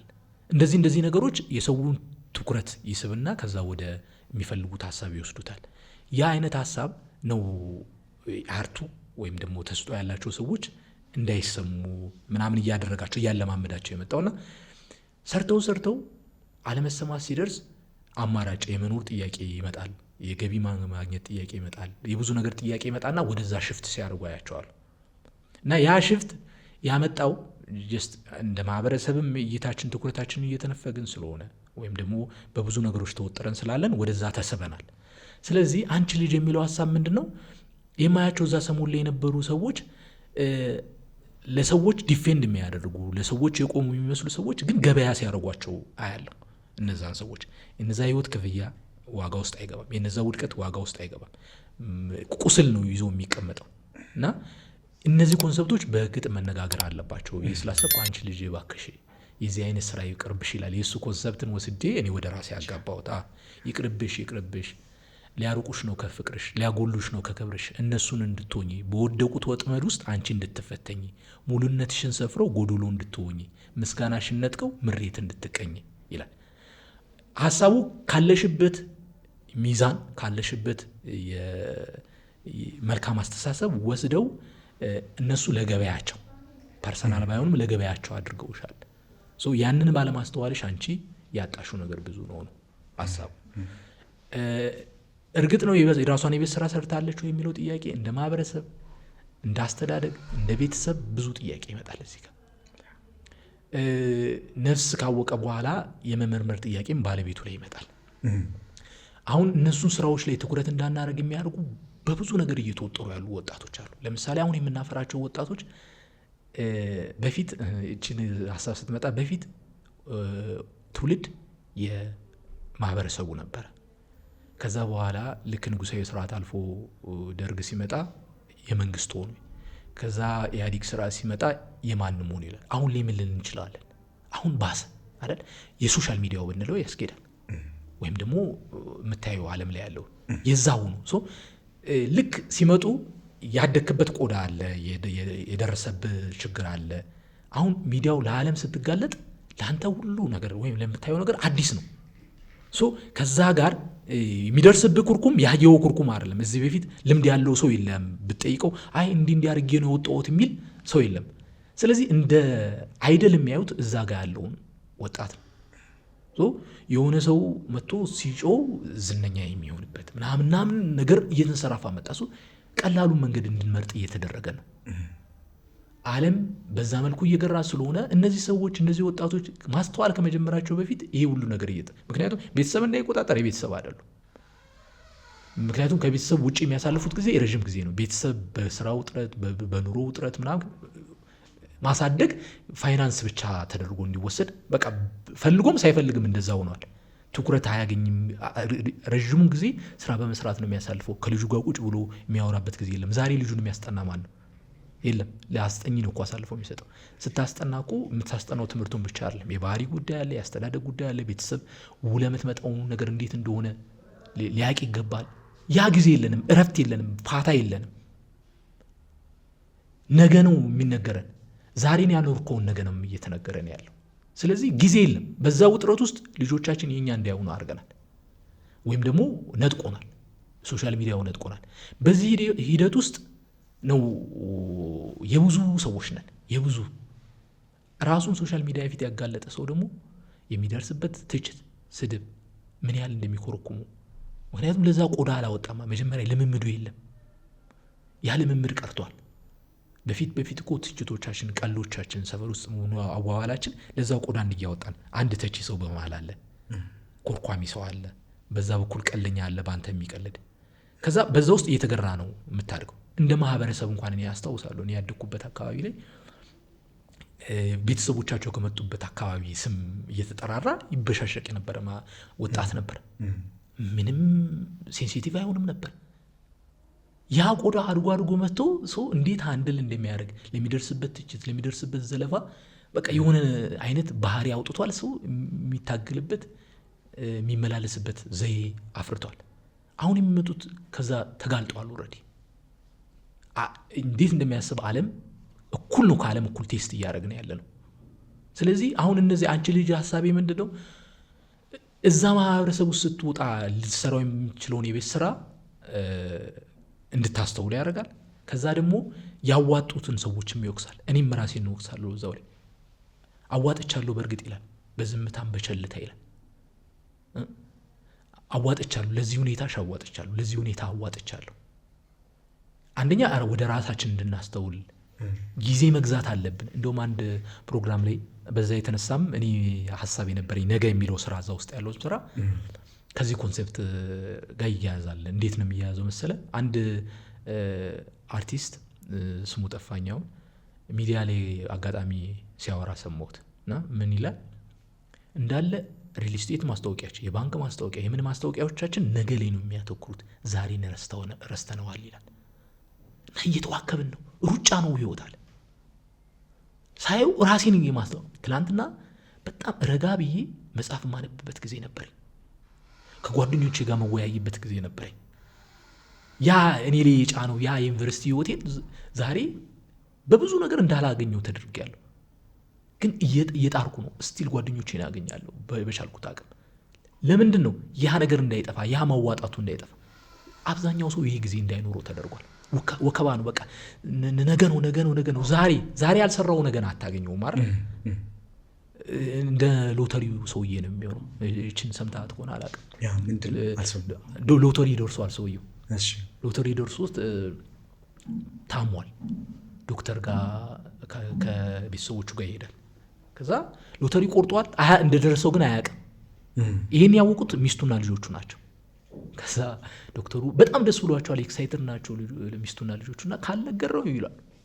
ካልነገር ነው አረ ግድ የላችሁም ይሄ ሰውዬ ይህን ከሰማ ይሞታል ምናምን ይላቸዋል ዶክተሩ። ሲላቸው በቃ መነገር አለበት፣ ካልሆነ አንተ ንገረው ይሉታል። ከዛ ዶክተሩ በቃ እኔ አግባብቼ ምናምን ነግረዋለሁ ብሎ ይሄዳል ዶክተሩ። ከዛ ዶክተሩ ሄዶ አግባብቶ የሎተሪ ሀሳብ ላይ ከመጣ በኋላ ሎተሪ ቢደርስ ምን ታደርጋለህ ምናምን ብሎ ይጠይቋል። እኔ ሎተሪ ቢደርሰኝ ግማሹን ለአንተ ሰጥሃለሁ ይለዋል። አትቀልድ፣ ቀልዴን አይደለም እንደዚህ ምናምን ብሎ ይለዋል። ከምሬ ነው፣ አምጣ ልፈርምልህ፣ ወረቀት ልፈርምልህ ብሎ ይለዋል። ዶክተሩ ወደቀ። እና ምንድነው ሀሳቡ?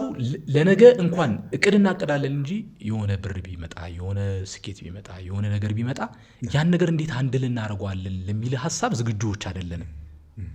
ከዛ አንጻር አሁንም እየተከሰተ ላለው እውቅናውን ሶሻል ሚዲያ ላይ የሚመጣውን ነገር ነው እንጂ ከዛ በኋላ ስለሚመጣው እኛ ላይ ስለሚሰራው ማንነት እርግጠኞች አይደለንም ወይም አናቅም።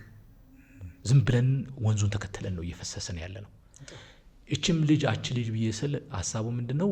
ይሄ ወንዝ የት እንደሚከትሽ አታውቂም።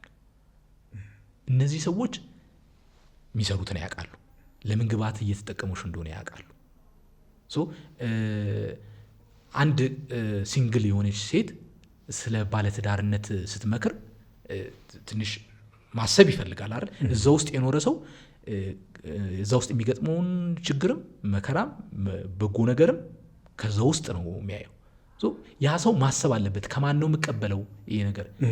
በኑሮ የተፈተነ ሰውና ዳር ያለ ሰው በነገራችን ላይ ፍርድ ያውቃል። በነገራችን ላይ እኔ በጣም የሚገርመኝ አባባል ለራሴ ስለው ራሱ ዳር ያለ ሰው ፍርድ ያውቃል ስል እንዴት ነው ልክ እንደ ፈረሱ እንዳለው ሰው ፈረስ ላይ ያለ ሰው ሁኔታው ሁሉ እጁ ላይ ነው። ቢወስን በዛው ውጥረት ውስጥ ነው። ዳር ያለ ሰው ግን እንዲህ ቢያደርግ ማለት ይችላል። መንገዱን ሊታየው ይችላል። ቦታው ላይ ስትሆን፣ ፈረሱ ላይ ስትሆን ግን ፈረሱ ለሚያሳየው ባህሪ እርግጠኛ አይደለም። ፈረሱ ላይ ያለው ኮርቻው ለሚገጥመው ነገር እርግጠኛ አይደለም። ብዙ ነገር አለ በዛ ውስጥ። ሁኔታው ውስጥ ያለ ሰው ለመወሰን ይቸገራል። እንቅፋቱ አለው። እንቅፋቱ ኖርማል፣ የሚራመድ ሰው እንቅፋት ስለሚመታው በዛ ህይወት ውስጥ ለመማር ዝግጁነት ያስፈልጋል። ጠልቆ ላለመጥፋት እርግጠኛ መሆን ይፈልጋል።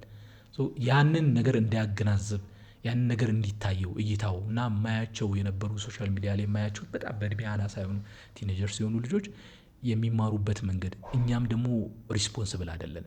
ይህን ሀሳብ እንቀየር ያደረገኝ አንድ ሰው ነው በህይወቴ። ሶሻል ሚዲያ ላይ ሀሳቦችን ሁሉ ለቃለሁ። ሀሳቦችን ስለቅ ፊልተር መደረግ እንዳለባቸው ማሰብ የጀመርኩት ከዛ ሰውዬ አስተያየት በኋላ ነው። የሆነ ኮንቴንት ምን አለ ሀሳቡ ሱሳይድ ስለሚያደርግ ሰው ነው ሀሳቡ። እና ሱሳይድ የሚያደርገው በህልሙ ነው። ያንን የሚያየው ግን የገጠመው ችግር አለ። ከጭንቀቱ የተነሳ ነው ህልሙን የሚያልመው። እና በዛ ውስጥ የእይታው ደረጃ አለ የሚያሳየው እንዴት ሱሳይድ እንደሚያደርግ፣ እንዴት ሱስ ውስጥ እንደሚገባ። ግን ከዛ በኋላ ደንግጦ ሲነሳ ለምንድን ነው እዚህ አይነት ሁኔታ ውስጥ ለምንድን ነው የሀሳብ እላይ የሚመጣው? ልክ አይደለውም፣ መንገዴን ነው ላጤን የሚገባው የሚለ መደምደሚያ ያ እንደሆነ፣ በመሀል ውስጥ ግን የታሪኩ ሂደት እስኪያልቅ ድረስ ያ እይታ ያን የሚያዩት ሰዎች አሉ። ከዛ እኔ ሶሻል ሚዲያ ላይ ለቀኩት። አንድ ሰውዬ ልክ አይደለም ይህን ነገር መልቀቅ አልነበረብህም ማለት ነው። ሀሳቡን አይተዋል። ሀሳቡ አይደለም፣ ሀሳቡ እኮ ልክ ነው፣ ኢንዲንጉ ልክ ነው። ሀሳቡ ሰዎች እንዲማሩ ያደርጋል። ግን እውነት እንደምታስቡ ሶሻል ሚዲያ ላይ ይህን የሚያዩት ሰዎች የዛሬ ስንት ዓመት ነው ኢቭን አልበረታም ሰው ወይ ቲክቶክ አልበረታም እንዲህ እና ይህን የሚያዩ ሰው እኮ ልጆች አሉ። ቲክቶክ አፑ ላይ እኮ 18 ዓመት በላይ ይላል። እውነት እንደምታስበው ፊልተር ተደርጎ እዚህ ያለ ሰው እንደዛ የሚያወጣ ይመስላሉ? የሚያዩ ሰዎች በእድሜ ያነሱ ልጆች ሊሆኑ ይችላሉ። ይህን አይተው ምንድን ነው ሊወስዱ የሚችሉት? ምንድን ነው የሚማሩት? ምክንያቱም ችግራቸው ነው እነሱ ላይ ቤት የሰራው። ፊልተር ማድረግ ትችላለህ ወይ ስትሰጥ? እንዴት አድርገህ ትሰጣቸዋለህ? በጣም አወራን፣ ከዛ እንትን አደረኩት፣ ሀይድ አደረኩት እና አሁን ሳስበው ሪስፖንስብል አይደለም አብዛኛው ቤተሰብ። አንዳንድ ሰዎች ቤተሰቡ ላለያዘው ሰው ለምን ሊጨነቅ ይገባል? ኖ ሊጨነቅ ይገባል። ኦልሬዲ የምታፈራው ምዘራው ዘር ይህ ዘር ነው። የምትሰጠው ማንነቶች እዚህ ውስጥ ነው ምዘራው። ነገ ያንተም ልጅ አብሮት ነው የሚውለው። በየት እንደሚገናኝ አታውቀው። ያንን ሳስብ እኒህ ልጆች አንደኛ በእድሜ አልገደብናቸውም። የቁጥጥር ነገር የለም። ፓረንታል ሕግ አለ ውጭ ላይ፣ እኛ ሀገር አንጠቀመው። ፓረንታል ሕግ እኛ እንኳን ብንጠቀመው ከዛ ጀስት ከሚታየው ነገር ፕሮቴክት እናደርጋቸዋለን እንጂ ከማይታየው ያንን ምንድነው ተቋም ያንን የሚመሰርተው ተቋም እሱ ለሚጭንበት ሀሳብ ግን መከልከል አትችልም። እንደምታየው ነው ውጭ የሚያደግ ሰው በጾታዊ ጉዳይ ምን ያህል ጥያቄ እንዳለበት። እኔ አንድ ጓደኛ ያለው ውጭ ይኖር የነበረ ከውጭ የመኖር ሀሳቡን ጥሎ ይመጣ በዚህ ሕግ ምክንያት። ልጄ የኔ አይደለም፣ ልጄ የመንግስት ነው ወይም እዛ ያለ አካል ነው እና ልጄ እንደፈለግኩ ማሳደግ አልችልም ወይም ደግሞ ልጄ ይገባዋል ብዬ ማስቡ አይደለም። በቃ እንደዛ ብሎ የመጣ ሰው እና አሁንም እንደዛ ነው እየሆንን ያለ ነው። እድሜያቸው ያነሱ ልጆች ይህን እየተጠቀሙ ከዛ ደግሞ መጥተው በጣም ሰሞኑን የምታየው በጣም ከአንዱ የባሰ ነገር እየተፈጠረ እያየን ነው እና እነዚህ ልጆች ነገ ምን ሊሆን እንደሚችል ነገ ታሪክ ሆኖ ለማይለቅ ነገር ነው። እኔ ከስልኬ ሌላ ጠፋው ይችላሉ። ያንን ሼር የሚያደርገው አካል አለ፣ ዳውንሎድ የሚያደርገው አለ። ነገ ልጅ ህይወት የመመስረት ሁኔታ ይኖራል፣ ልጅ ይኖራል። ያንን ያየዋል። ስነ ልቦናው ላይ እየተጨነቅን አይደለም። እንደውም በዚህ አጋጣሚ የሆነ አንድ ሶሻል ሚዲያ ላይ የሚሰራ ልጅ ስሙ ጠፋኝ፣ በጣም የሚገርም ኮንሴፕት ለቆ በጣም ገረመኝ። ሀሳቡ ምንድን ነው? የትራማ ሀሳብ ነው የሚያወራው። ሲያወራ ምን አለ፣ ትራማ በቀጥታ በሚደርስብን ነገር ብቻ አይደለም የሚተላለፈው የሚል እዛ እኔ ማቀው እንደዛ አልነበረም። እና ምን ማለት ፈልጎ ነው ብዬ ሳስብ የተሰራ ኤክስፐሪመንት ያወራል። አይጥ ላይ የተሰራ ኤክስፐሪመንት እና አይጧ የሆኑ ጥሩ ሽታ የሚሸት ነገር ይሰጧታል። እሷን ስታሸትና ልበላ ስትሞክር ቶርቸር ያደርጓታል፣ በኤሌክትሪክ ይነዝሯታል ምናምን። በጣም ረጅም ጊዜን እያደረጉ አኖሯትና ከዛ አይጧ ትወልዳለች። ልጆች ስትወልድ ልጆቹን ከዛ ኢንቫይሮንመንት አውጥተው የማያውቁት ኢንቫይሮንመንት ውስጥ ከተው አሳደጓቸው። ከዛ ልጆቹ ያ የሚጣፍጥ ሽታ የሚበላ ነገር ሲጥሉላቸው አይበሉትም። ዴንጀር እንደሆነ ነው የሚረዱት። በዘረመል ሄዷል። ጄኔቲክስ ሚሞሪ በዛ ሄዷል። ያ ሀሳብ ነው እና ምናልባት የእኛን ፍርሃት ልጆቻችን ላይ ዘርተናል። የእኛን ያለመቻል ስሜት፣ የፍርሃት ስሜት፣ የብዙ ነገር ስሜት የጥንካሬም ቢሆን አውርሰናል እና በዛው ተያያዥነት ሌላ በጣም የሚገርመኝ ለዚህ ግብአት የሆነ ነገር ጓደኛዬ የነገረኝ ነገር አለ እና መርካቶ አካባቢ አንድ ሰውዬ ስራ ሲሰራ በጣም ጠንካራ ሰራተኛ ነው እና ስራ እየሰራ ግን በስራ ሂደት ውስጥ አልተሳካለትም። ከዛ የእሱ ልጅም እንደዚሁ በጣም ታታሪ ሰራተኛ ሲሞክር አልተሳካለትም። የልጆቻቸው ግን የነኩት ነገር ሁሉ ይባረካል እስኪባል ድረስ ስራቸው ፍሬ ሲያፈራ እና ምን ይመስልሃል አለኝ። ብዙ ነገርም ማሰብ። ከዛ ምን አለኝ፣ በዘር ተባርኮላቸዋል አለ። በዘር የተባረከላቸው አሁን ሳስበው እኔ አሁን ከዚህ ሂደት በኋላ ሳስበው ጄኔቲካሊ አሁን እንደዚህ አይነት ነገር ሰርተዋል ወይ ደግሞ ልክ እንደ በረከት ከመንፈሳዊ ህይወት ጋር በረከት ከሚባል ነገር ጋር የስራን ውጤት በልጅ የመከፈል ወይ እነዛ ሰዎች በጄኔቲክ አባታቸው ሰርቶ ያልሞከረውን ነገር እነሱ የሆነ ብልሃት ተምረዋል ከዛ ውስጥ ባረገው ነበር የሚለው ቁጭት እና እኛ እንደ ቀላል የምንዘራቸው ወደዚህ ሀሳብ የመጣሁት እኛ በቀላል የምንዘራቸውን ነገሮች ልጆች እየወሰዱ ያን ነገር ሲያደርጉት ምናምን ሳይ የነገ ማንነታቸውን ሞልድ ያደርገዋል። ስለዚህ አንቺ ልጅ የሚል አንድ ማስጠንቀቂያ እንኳን ይፈልጋል ሳልናገር ከሚቆጨኝ ብለው ነበር ከሚለኝ እና ደግሞ ራሴንም ማረም ነው እዛ ውስጥ እኔም የማዋጣው ነገር ላይ ጥያቄ እንዲኖርብኝ ከማድረግ አንጻር አንቺ ልጅ አስፈልጎ ናይስ የሆኑ ኢንተርቪዎችህን እያየሁ ሙዚቃዎችህንም እያየሁ ለሀገርህ ጥሩ ስሜት ለሀገርህ መውደድ እንዳለ ተረድቻለሁ። ምን ያህል ነው የምትወዳት? how much? I know it's a kind of a stupid question ግን how much? በጣም ከባድ ጥያቄ ነው። በጣም ለምን መሰለ አንድ ስራ አለኝ ፈጣሪ እግዚአብሔር ከፈቀደ የሚወጣውና እሱ ጥያቄ ለብዙ ነገር መልስ ይመልሳል ብዬ አስባለሁ። አንድ ትራክ አለኝ አልበም ውስጥ አለና ሀገር እይታው በጣም ብዙ ነው። ሰዎች ሲያስቡ ከካርታው ከመሬቷ ከብዙ ነገር አንጻር ያስቡት ይሆናል። ሀገር ማለት እኔ አጠገቤ ያለው ሰው ቤተሰቤ ማያቸው ሰዎች ጎረቤቴ ያደኩበት ሁኔታ በሙሉ የሀገሬ ምሳሌ ነው። ሀገሬን ቤተሰቡ ውስጥ አየዋለሁ። ያ ኮንፍሊክትም ካለ ያ ኮንፍሊክት እዛ ውስጥ ያለው የሀገሬ ምስል ነው የሚታየኝ እና እያንዳንዷ ሁኔታ ውስጥ ቁጭቴ ውስጥ ንዴቴ ውስጥ አየዋለሁ። አንዳንድ ነገሮች ሲፈጠሩ ሳይ መቻል ሳያቅተኝ ብናገረው እኮ ምንም ላይመጣ ይችላል ወይም ባደርገው እኮ እንትን ላይል ይችላል። ግን በቃ የማይወጣላ አላር ሸክም ብጥለው የማይጠል እና ያ ስሜት አየዋለሁ እና ከአባቴ ከልጅነት ጀምሮ ይለኝ የነበሩት አያቴ ትለኝ የነበረው ንግርቶች ውስጥ እና አጋጣሚ ሆኖ የሆነ እድሜ ላይ ክፍለ ሀገር የመሄድ ዕድል ነበረኝና ክፍለ ሀገር ሄጄ ያየሁት ነገር ራሴን እንድጠይቅ አደረገኝ። ማለት አካባቢ ላይ ሲሄድ ጋሞ አካባቢ ወይም ደግሞ የዛው አካባቢ መጠሪያ ጨንቻ ወረድ ብሎ ወገዳ የሚባል አካባቢ ላይ ጉዞ አደርጋለሁ ወደዛ እና ሲሄድ ነፍስ አውቄ የመጀመሪያ ጊዜ ነው። ከዛ ቀደም ሄጄ አውቃለሁ እና መንገደኛው በሙሉ ሰላም ይለኛል። ማለት እንግዳ እንደሆንኩ ለአለባበሴ ለዛ አካባቢ እንዳላደግኩ ያውቃሉ፣ ያስታውቃል።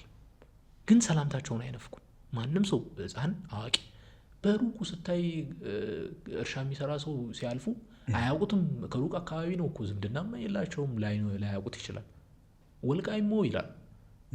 ጉልበት ይስጥ ብርታት ይስጥ ለማለት እና እነዚህ በማይታወቁ ሁኔታ ውስጥ የሚኖሩ ሰዎች እንደዚህ አይነት እና ሌላ አጋጣሚ የሆነ ስራ ስሰራ እዛው አካባቢ አርባ ምንጭ አካባቢ የሆነ አጋጣሚ ላይ ስራ የሚሰሩ ሰዎች እንጨት ቤት እየሰሩ ሳልፍ ታዝበናል አሉኝ።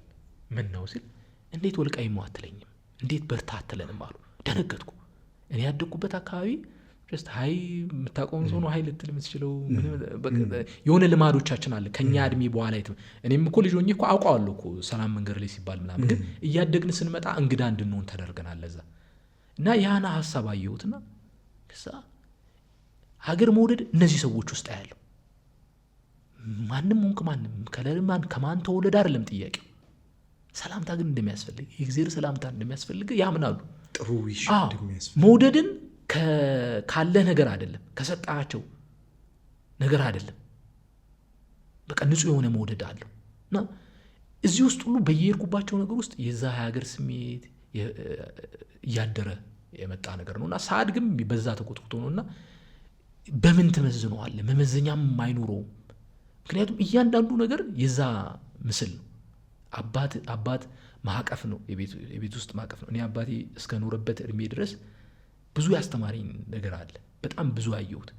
እሱም በመጓጓት በመጠበቅ ውስጥ ከስራ በሚመጣው ጊዜ ውስጥ ከዛ ለእናቴ ያለኝ ቀረቤታ፣ ከዛ ደግሞ አያቴ ቤት ገብቼ ደግሞ ለአያቴ ጋር ያለኝ ቀረቤታ በሙሉ እዛ ኢትዮጵያ የሚለው ወይም ሀገር የሚለው ምስል እዛ ውስጥ አለና ያ ነው እንድናገርም የሚያደርገኝ እንድጽፍም ሀሳብ እንዳደረግም ስሟገትም በመዋገት ሀሳብ የተሻለውን የምመኛትን ብትሆን ብዬ የማስባትን ኢትዮጵያ ወይም ደግሞ አባቴ ሲመኝለት የነበረውን ሲያደርግላት የነበረውን ከሱ የተቀበልኩትን ነገር ነው ማድረገውና እያንዳንዱ ስሜቴ ውስጥ አለ፣ ውጣ ውረዶ አለ፣ ኢሞሽኔ ውስጥ አለ፣ በማድረገው ነገር ውስጥ አለ፣ በሚደርሰው በምሰማው ዜና ውስጥ አለ እና እንዳይሰበርብኝ እፈራለሁ። ብዙ ጊዜ ከድግግሞሽ አንጻር፣ ከምሰማው ነገር አንጻር፣ ከማየው ነገር አንጻር በቃ ያስስቱ አለ እና ስስቱ አንዳንዴ እንትን አድርጎኛል፣ ፍርሃት ውስጥ ከቶኛል ወይ እላለሁ እና ከመውደድ የሚመጣ ፍርሃት ነው። አንዳንዴ ምን ይባላል መሰለህ፣ አንዳንድ ሰው ውስጥ ቤተሰብ ውስጥ ከቁጣ የተነሳ የሚፈራ ሰው አለ፣ ከፍቅር የተነሳ የሚፈራ ሰው አለ። እና ያንን ፍቅር በመፈለግ ውስጥ ሀገር በጣም ብቻ ሰፊ ነው። እንዲህ ነው ብዬ አልገልጽልም፣ ግን በእያንዳንዱ ሂደት ውስጥ በኑሮ ውስጥ በማደርጋቸው በስራዬ ውስጥ ያንን ለማስፈር ሞክራለሁ፣ ያንን ለመናገር ሞክራለሁ፣ ለማለት ሞክራለሁ። አንዳንዴ ከስሜት በላይ ይሆንና በቃ እንደውም ቃል ስለማይገልጸው ባልለውስ በጣም ብዙ ጊዜ ወስኛ አውቃለሁ። ስለ ሀገር መስፈን የምፈልጋቸው ሀሳቦች አሉ። በቃ ቃል ያጥረኝና እተወዋለሁ፣ ጀምሬ ብዙ ሀሳብ ከብዶኝ አያውቅም። የሀገር ሀሳብ መክበዱን ማውቀው መጽሐፍ ሲያቅተኝ ነው እያልኩት መጽሐፍ መግለጽ እንደማይችል ሳስብ እጽፈዋለሁ። ቃላቱ ብቁ አይደሉም ብዬ ሳስብ እና እስከ ዛሬ ለምን አልገለጽከውም ብለህ ብትለኝ በቃ እጽፈዋለሁ፣ አይሞላልኝም አለ። አሁን ተከማችቷል አለ፣ እጽፈዋለሁ፣ ብቁ አይደለም። ይህን ያህል ከባድ ነው ለማለት ነው።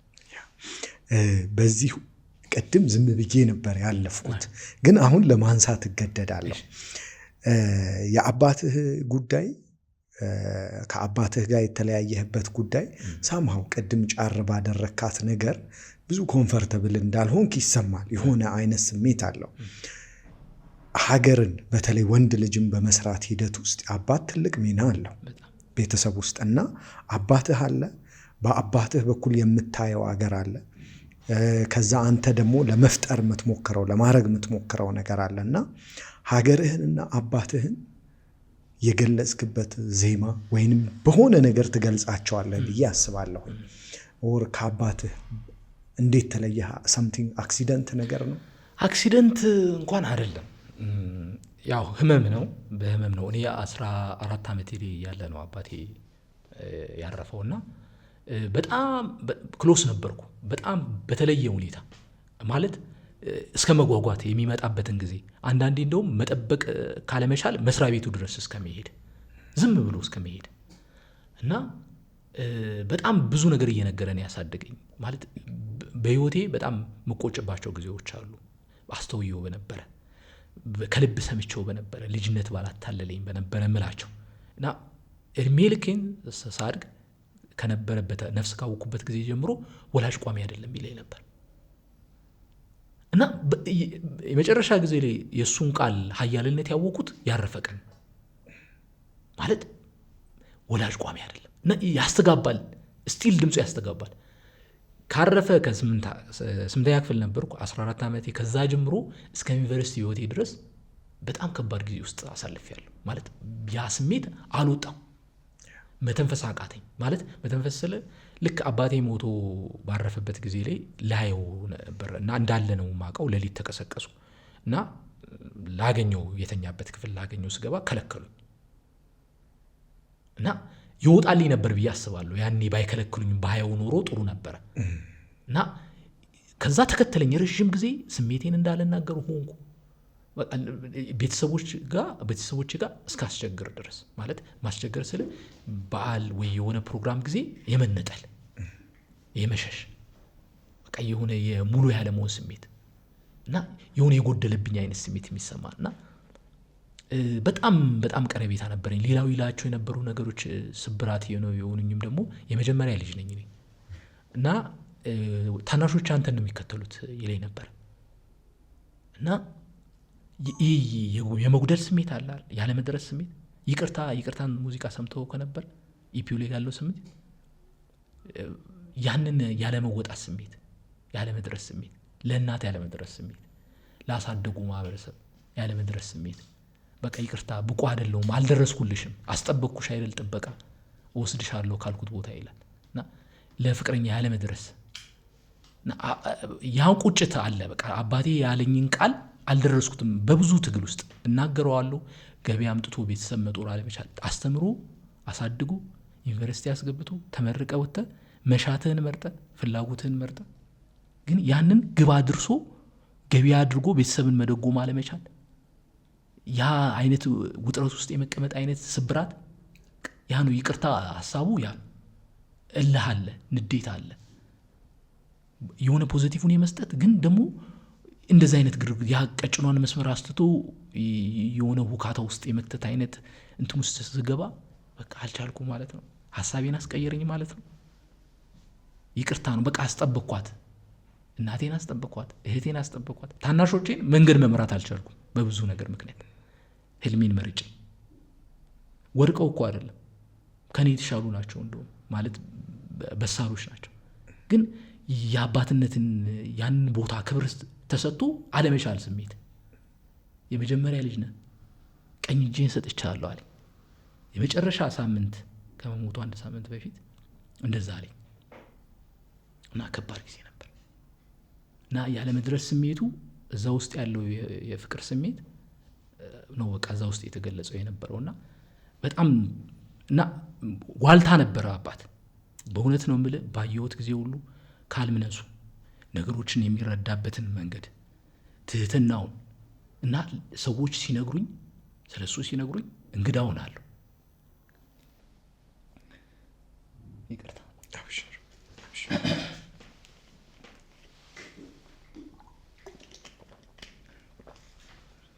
እና እንግዳ ሆናለሁ ለዛ ስሜት እና የሚነግሩኝ አጎቶቼ አሉ። አጥቻ አይደለም የሚገርም በጣም በሚገርም ቤተሰብ ውስጥ ነው ያደግኩት። አንድ ነገር ጎሎኝ አያውቅም። አባቴ እንደሌለ ተሰምቶኝ አያውቅም። እያንዳንዱ ድጋፋቸው አለ። እስከ ዛሬ ሙዚቃ ስሰራ የምርጫዬን ያከብሩልኛል። ሳላስፈልጋቸው የኔ ድጎማ ሳያስፈልግ ቀርቶ አይደለም፣ ግን ምኞቴ እንዲሳካ ከመፈለጋቸው የተነሳ እያንዳንዱ ውሳኔ ላይ አብሮኝ ናቸው። እህቴም፣ ወንድሜም፣ አጎቶቼ በሙሉ አክስቶቼ ከራሳቸው ቀንሰው ለእኔ ይሰጡኛል። ትመርቀኛለች አያቴ ስወጣ። ምናልባት የተባረኩት በሱ ነው ብዬ አስባለሁ በቤተሰብ። ግን እንደዛም ሆኖ የአባት ቃል አለ፣ አደራ ለመወጣት ቃል ሸክም ነው።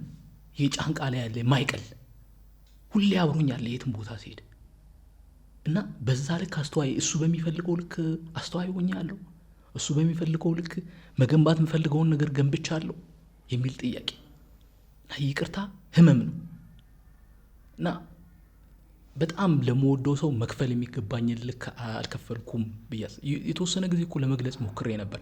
ብሶት የወለደው የሚል ስራ ሰርቻለሁ።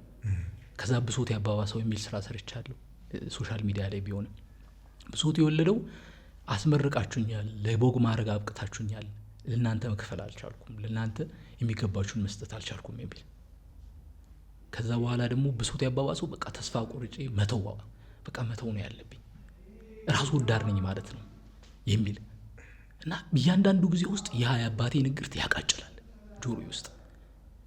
መድረስ ያለመቻል፣ የሆነ ነገር ስኬት የሆነ ነገር አሳክቶ ያለማሳየት ስሜት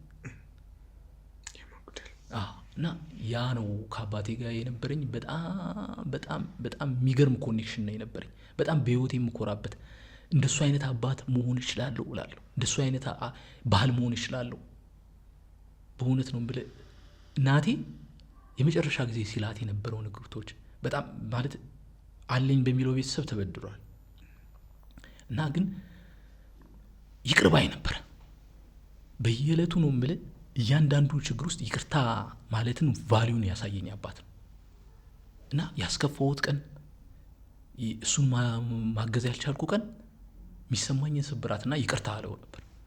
የአንድ ሰሞን የታመመ አካባቢ ልጅ ነኝ እርግጥ ነው፣ ግን ጸበል አካባቢ እንዳመጣለት እና ከእናቴ ጋር ይልከኛል እና ሳሪስ አቦ አካባቢ ሄጄ በጣም አስቸጋሪ ነበር ለመመለስ። በጣም ተሰቃይተን ተመለስን። ጠዋት ሄድን፣ ወደ 9 ሰዓት ገደማ ይመስለኛል የተመለስ ነው እና በጣም ደክሞኝ ስለነበር አቦቦ ነው እለው የነበረው እና ሁለተኛ እዚህ ቦታ አልሄድም አልኩት። ለእኔ ምንስ ብትከፍል ቅር ይልሃል አለኝ። የህይወቴ ስብራት እና ይቅርታ አልኩት፣ ግን አልወጣልኝ። ልጅነት ነው አይኑ፣ ግን በጣም እና ያንን ያለ መክፈል ያለ መድረስ ስቲል ያ ስሜት ቁጭት አለ። በይቅርታ ያንን የገለጽኩት ከዛም የተነሳ ነው። እናቴ እህቴም አሉ አተው አይደለም፣ ግን እኔ የሚገባኝን የተሰጠኝን ኃላፊነት ያለ ማድረስ አይነት እና አልጠግብም ስለሱ ባወራ። እያንዳንዱ ጊዜ አስታውሰዋለሁ። እያንዳንዱ ከስራ ሲመጣ ይቀበለኝ የነበረበት ወቅት አስታውሰዋለሁ እና እኔ አባትነት ምን እንደሚመስል በሱ አይቻለሁ። ባልነት ምን እንደሚመስል በሱ አይቻለሁ። እንደውም አባቴ ሲቆጣ አይቼው አላቅም ህይወቴ በጣም ይጠነቀቅ እንደነበር ለኛ እና እንዳልኩ እንግዳ ይሆንብኛል ያዩ ሰዎች ስለሱ ሲናገሩ በጣም ይገርመኛል። የማውቀው ላይ ሌላ ለሰዎች የሚከፍለውን መስዋዕትነት ለቤተሰቡ ራሱን በድሎ ለቤተሰቡ ልጆቹን እየተቸገረ ለቤተሰቡ ያደረግ የነበረውን ነገር ከዛ የዛ መላሽ ግን ጥሩ እንዳልኖረ ሳይ ከዛ ደግሞ ይቅር ባይነቱ እናቴን የመጨረሻ ቀን ተበድላ አልኩ በጣም ተበድላ ምን አላት ልክ ሊሞት አካባቢ ይቅር በያቸውና ንስሐ ግቢ አላት እና ደነገጥኩኝ። አይኖ እኮ እያንዳንዱ ነገር አይቻለሁ ከልጅነት ጀምሮ የሆነውን የቻለውን ነገር አይቻለሁ። ግን እስቲል የቂም ነገር ውስጡ የለውም። ይቅርታ ነው እንድንማር የፈለገው እና ይቅር ብሏቸው ነው ያለፈው። በጣም ጨክነውበት እንኳን እና ከዛ አጎቶቼ አሁን ልጅና ከእናቴ ጋር ኮኔክሽን ከጀመረ ጀምሮ እንዴት ከነሱ ጋር ይውል እንደነበረ እንዴት ቤተሰቡ ጋር አያቴ ቤት እንዴት እንዳቀረበን ሲነግሩኝ በቃ አርቆ አስተዋይነቱ በጣም ይገርመኛል። መጨረሻ አካባቢ ላይ ረጅም ጊዜ የሆነ እንደማይቆይ የኛን ትልቅ ድረስ እንደማያይ አይ ቲንክ ይታወቀው ነበር ልበል አላቅም። ረጅም ጊዜ ይነግረኝ የነበረው ነገር እንደማይቆይ ነው። ወላጅ ቋሚ አይደለም ማለት አስቡ። እርሊ ኤጅ ላይ ነው የምነግርህ። ነፍስ ካወኳት ጀምሮ እሷን ቃል አውቃታለሁ። ከዛ የመጨረሻው አካባቢ ላይ 1 ወር ገደማ ምናምን የተወሰኑ ወር ገደማ ወደዚህ አለፍ ብሎ 3 ወር 4 ወር ገደማ አጎቴ ጋር አሁን ነው የሚነግረኝና ምን ያለ ቤት ፈልግልኝ። እሱ ይኖር የነበረው ቤተሰቦቹ ቤት ነው። ከዛ ወጥቶ ቤት ፈልግልኝ ግን ቅርብ የሆነ ለእናንተ ቅርብ የሆነ ቤት አለ። ለምን ስራ አካባቢ ገርጃ አካባቢ ነው የስራው ቦታውና አንበሳ አውቶቡስ ነው 20 ዓመት አገልግሏል። እና እዛ ለምናት እዛ አካባቢ ለምን ለስራም ይቀርባል አትቸገረም ብሎ ሲል አይ ቤተሰብ ያለበት ቦታ የሚፈጠረው ስለማይታወቃል እና አይኑ እርግጠኛ የሆንኩት ምንድነው በቃ እንደሚያልፍ በቃ ታውቁታል። ከቤተሰብ እንዲርቁ ገና ልጆች ናቸው፣ እሷ ሴት ናት፣ ለማሳደግ ቢከብዳት ብሎ አስቧል። እና አቅርቡን ነው የሞተው። ከዛ ልክ እሱ እንደሞተ ቤተሰብ አያቴ ቤት ነው የገባል። እኔ እንክብካቤያቸው ልነግርህ አልችልም። ማለት ያደግኩበት ሁኔታ ምናምን እያንዳንዱ ነገር ምንም ጎሎብኝ አያውቅም፣ ተጨንቄ አላውቅም። እና አስብ የነበረው ምንድነው እነሱ ባይኖሩ ኖሮ እኔ ልሰራ የምችለው ስራ በዛ ልጅነቴ እናቴን መደጎም ይጠበቅብኛል፣ ልጅ ወንድሞች ታናሽ ወንድሞቼ መደጎም ይጠበቅብኛል። ግን ያን ሁሉ አቅልለውልኛል። ከዛ ቤተሰብ ጋር ገብቼ ሳልቸገር ነው ያደግኩት ተንከባክቦኝ። እና ያን ሁሉ ነገር ባለመድረስ ውስጥ የሱም አለመድረስ ስሜት እንደማይቆይ አብሮን አውቆት ይቅርታ እየጠየቀን ነበር። ያ ስሜት ደግሞ እኔ ላይም ተጋባ። ብቻ እንደዛ መሆን ብችል እሱን መሆን ብችል ትልቁ ምኞቴ እሱ ይወል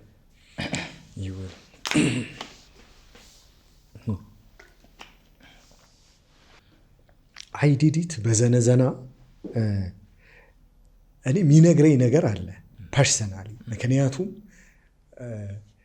ብዙ ወጣቶች አሁን በተለይ በዚህ ጊዜ ላይ ወጣት የሆነን በዚህ ጊዜ ላይ ቤተሰብ መመስረት፣ ቤተሰብ ማገዝ፣ የራሳችን ህልም መኖር ያለብን ወጣቶች በብዙ መሰናክል ውስጥ እያለፍን ያለ ነው፣ ኢንክሉዲንግ ሚ ማለት ነው። እና አይዲዲት በዘነዘናን ስሰማ ብዙ ቀራኒዎችን ያለፍክ ይመስለኛል። እስቲ ስለሱ ስለዘፈኑ ስለዚህም ጉዳይ አጫውተኝ። አይዲዲት በዘነዘና ከመነሻ ሀሳቡ ልጀምርልህ። መነሻ ሀሳቡ የወንዶች ጉዳይ ላይ እሷ ፓርት ናት። ሁልጊዜ ልቤ ውስጥ ተቀምጣ ነበረ፣ ረዥም ጊዜ ጽፋት ነበረ ምናምን እና እዛ ላይ አስተውለው ከሆነ ልክ ቤቷ ሄዶ የጓደኛዋ ቤት ሄዶ ሶፋ ልታስገዛው ፈልጋ ስትለው ከዛ እንትን እንጨት ቤት ሰራተኝነት እንትን ሙያ ፈንቅሎ ወጣና አይዲዲት በዘነዘና ይላታል። እና ከዛ እኔ በምን መልኩ ልግለጸው? እኔ የመጣሁበት የሙዚቃ ህይወት አለ። እኔ በምን መልኩ ልግለጸው ብዬ ነው አስብ የነበረውና እያንዳንዷ የሙዚቃ ህይወቴ ውስጥ ብዙ ውሳኔዎች ወስኜ አውቃለሁ። ለመጀመሪያ ጊዜ ከዩኒቨርሲቲ ስወጣ ሙዚቃ መስራት ፍላጎቴ ነው፣ ማሳየት ነበረ ፍላጎቴ። ተምሮ መሳካት እንደሚችል መጨረስ እንደሚቻል ማሳየት አንዱ ነው። ሁለተኛ ግን ሙዚቀኛ መሆን ፍላጎቴን እንዴት ላሳካው? ሁለት አይነት ውሳኔ መወሰን ከሁለት መምረጥ ነበረብኝ። አንደኛው የተወሰነ ጊዜ እንደውም በየቦታው ሄድኩና ስራ ፈለኩ። 7 ቦታ አስገብቻለሁ እና ካስገባው በኋላ ኢንተርቪዎች ነበሩ፣ የተወሰነ ነገር ነበረና በዛ እንትን ላይ የሚወዳደረው ሰው በጣም ብዙ ነው። በጣም ብዙ ሰው ነው የሚወዳደረውና ሳይ ከ1000 በላይ ሰው ምናምን ነው የሚወዳደረው አንድ መስሪያ ቤት ላይ የሚፈለገው 2 ሰራተኛ ምናምን ሰው የደሞዙ ሁኔታ አለ። ከዛ 2 ነገር አስቀመጥኩ። አንድ ተምሮ ሰርቶ ከሱ ገቢ ውስጥ ቆጥቦም ሰርቶ የሆነ ነገርም አድርጎ ሙዚቃ መስራት። ከዛ ሁለተኛው ደግሞ ከስር መሰረቱ ጀምሮ መሞከር። ለምን ከስር መሰረቱ መሞከር የሚለው ሀሳብ አንደኛ በገንዘብ ለስራ ቢባል የኦዲዮ ለመስራት የሚፈጀው የገንዘብ መጠን አለ፣ የጊዜ ሁኔታ አለ። ስቱዲዮ ሄደ በአጭር ጊዜ ውስጥ አያልቅም። ከዛ ደግሞ በስንት ጊዜ ውስጥ ሰርቼ ምን ያህል ብር ሳጠራቅሜ ነው ሙዚቃ ሰርቼ ሳልረሳ እንደፈለግኩት ፕሮዳክቲቭ እየሆንኩ መቀጠል የምችለው። እዚህ ጋር ይሄኛው ዜሮ ገባ። ራሴቸው ሌላ ህይወት ውስጥ እንደምገባ እርግጠኛ ሆንኩ። ከዛ ደግሞ ቤተሰብን እኔ እዚህ ጋር ደርሼ ገንዘብ አግኝቼ ያስተማረን ቤተሰብ መደጎም አለመቻል፣ ትራንስፖርትን ወጪ እንችለ የወራዊ በጀት እንችለ ሙዚቃ ለመስራት እንዴት ይቻላል? አመኔታ ይፈልጋል። አንድ አርቲስት ጋር ወይም ፕሮዲሰር ጋር ሄዶ አመኔታ ይፈልጋል። አመኔታውን እንዴት ልፍጠረው? አለበለዚያ ገንዘብ ይጠይቅብሃል። እሱም የራሱ ህይወት አለው፣ ቤተሰብ አለው። በዚህኛው መስራት ምን ከስር ጀምሮ ያለኝን ነገር ተጠቅሞ መስራት፣ ያሉ ኮሚኒቲዎች ላይ መሳተፍ እና ያንን ማድረግ፣ ከዛ ውጤቱን ማየት ብዬ ይሄኛውን ወሰንኩና እዚህኛው ላይ ጀመርኩ። የተወሰነ ስራ ሞክሬ ያለው ስራውን ሞክሬ ምንም እጄ ላይ የተረፈ ገንዘብ የለም። ስለዚህ ይሄኛውን ልሞክር አልኩ። ይሄን ገባሁበት። ሶሻል ሚዲያ ላይ መልቀቅ ጀመርኩ። ከዛ ኢንስታግራም ላይ ጀመርኩ። ከዛ ኮሚኒቲዎች ላይ መሄድ ጀመርኩ። ከዛ የመሰለኝ አንድ ቤተሰብ ደጉሞኝ አንድ ሙዚቃ ሰራው። ስቱዲዮ ገብቼ በብዙ መከራ ውስጥ 3 ነው ሙዚቃው የተሰራው። አንዱ በምን እንደሆነ ምክንያት ሳላቀው ፋይል ጠፋ። ብቻ ብዙ ነገር ተከስቶ በሶስተኛው ተሳክቶልኝ ሙዚቃውን ቪዲዮ ለመስራትም ሰው ደጉማለሁ ብሎኝ ለመስራት አስቤ ከእንደገና የሙዚቃው ሀሳብ ረዘም ብሎ ነበረ። ወደ 4 ደቂቃ ከምናምን ነው። ስለዚህ አጠር መጠን ያለሽ ቢሆን 3 ደቂቃ የሚሆን አስተያየት ሰጠኝ። እንትን ካሜራማኑ ምንም ኤዲተርም ነው ካሜራማን። ከዛ እሺ እሱን ላስተካክል ብዬ ስቱዲዮ ተመልሼ ሲሄድ ደግሞ ባላወቅኩት ምክንያት ከዛ ውስጥ ሳምፕል የተደረጉ አንዳንድ እንትኖች ፕላጊኖች ምናምን ጠፍተዋል። መልሶ ያንን ለመስራት ሌላ ወጪ ሌላ ክፍያ አለው። እሺ ስለዚህ ሙቭ ኦን አደረኩኝ። ወደ ሌላ ኮሚኒቲዎች ላይ መሳተፍ ጀመርኩ። ፐርፎርም አድርኩ። የመጀመሪያ ኮሚኒቲ ዩኒቨርሲቲ ያለው ማቃቸው ነበር፣ የቲያሲፓ ኮሚኒቲ የሚባል እና ከዩኒቨርሲቲ እንደተመረኩ ነው የሄድኩት። ከዛ የዛን ጊዜ የምርቃቷ እንትናለች እንትን ያደረኩት ሱሪ ያው ሸሚዟል እና መጀመሪያ ቀን ለማየት ነው ስመጣ የሆነ የቢሮ ሰው ነው እንዲመስለኳቸው ራፐር አልመስልም። የዩኒቨርሲቲ ህይወቴ ላይ የራፐር ህይወት ነው ያለኝ፣ አለባበሴም ጀምሮ ምናምን። ከዛ ሄድኩኝና አየኋቸው። ቦታውን አየሁ። ፕሮፋይል ላውንጅ ይባል ነበረ በፊት። ቦታውን አየሁ። ሸገር ጋር ወደ ውስጥ ገባ ብሎ ብቻ አየሁ። ኦኬ እዚህ ነው፣ ኔክስት ዊክ እመጣለሁ። ሄድኩኝ። ኔክስት ዊክ ራፐር መሰለኝ ሄድኩኝ። ከዛ ሄድኩኝ። አጋጣሚ እየቀረጹ ነው ቪዲዮ።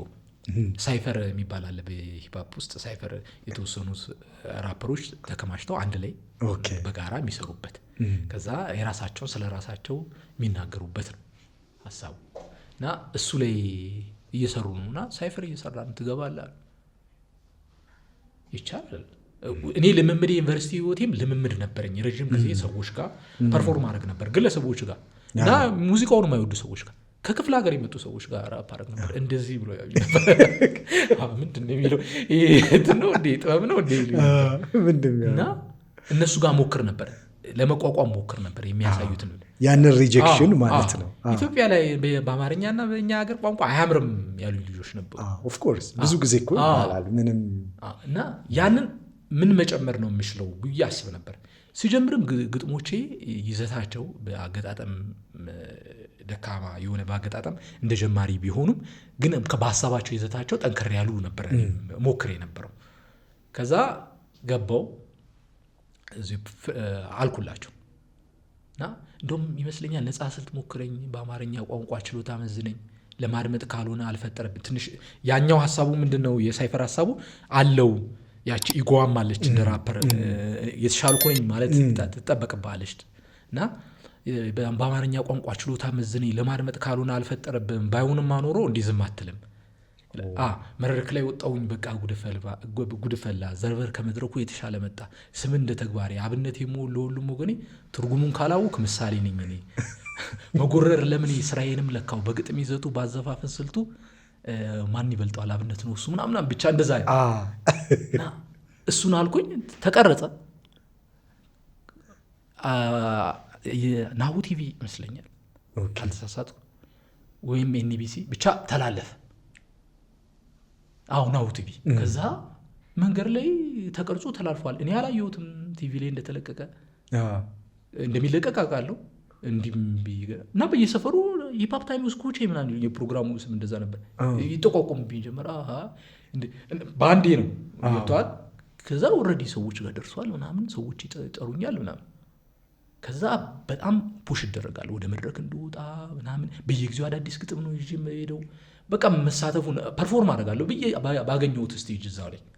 ከዛ እየሄድኩ እየሰራሁ መጣሁና አጋጣሚ እዛ ላይ ታሪክ ታክ የሚባል ዘፋኝ እና ደግሞ የቪዲዮግራፊ ባለሙያም ነው አገኘኝ እና ሁልጊዜ አዳዲስ ግጥሞችን ነው እዛ ላይ የምታቀርበው እና ግጥም እኮ ይሰረቃል ምናምን አለኝ።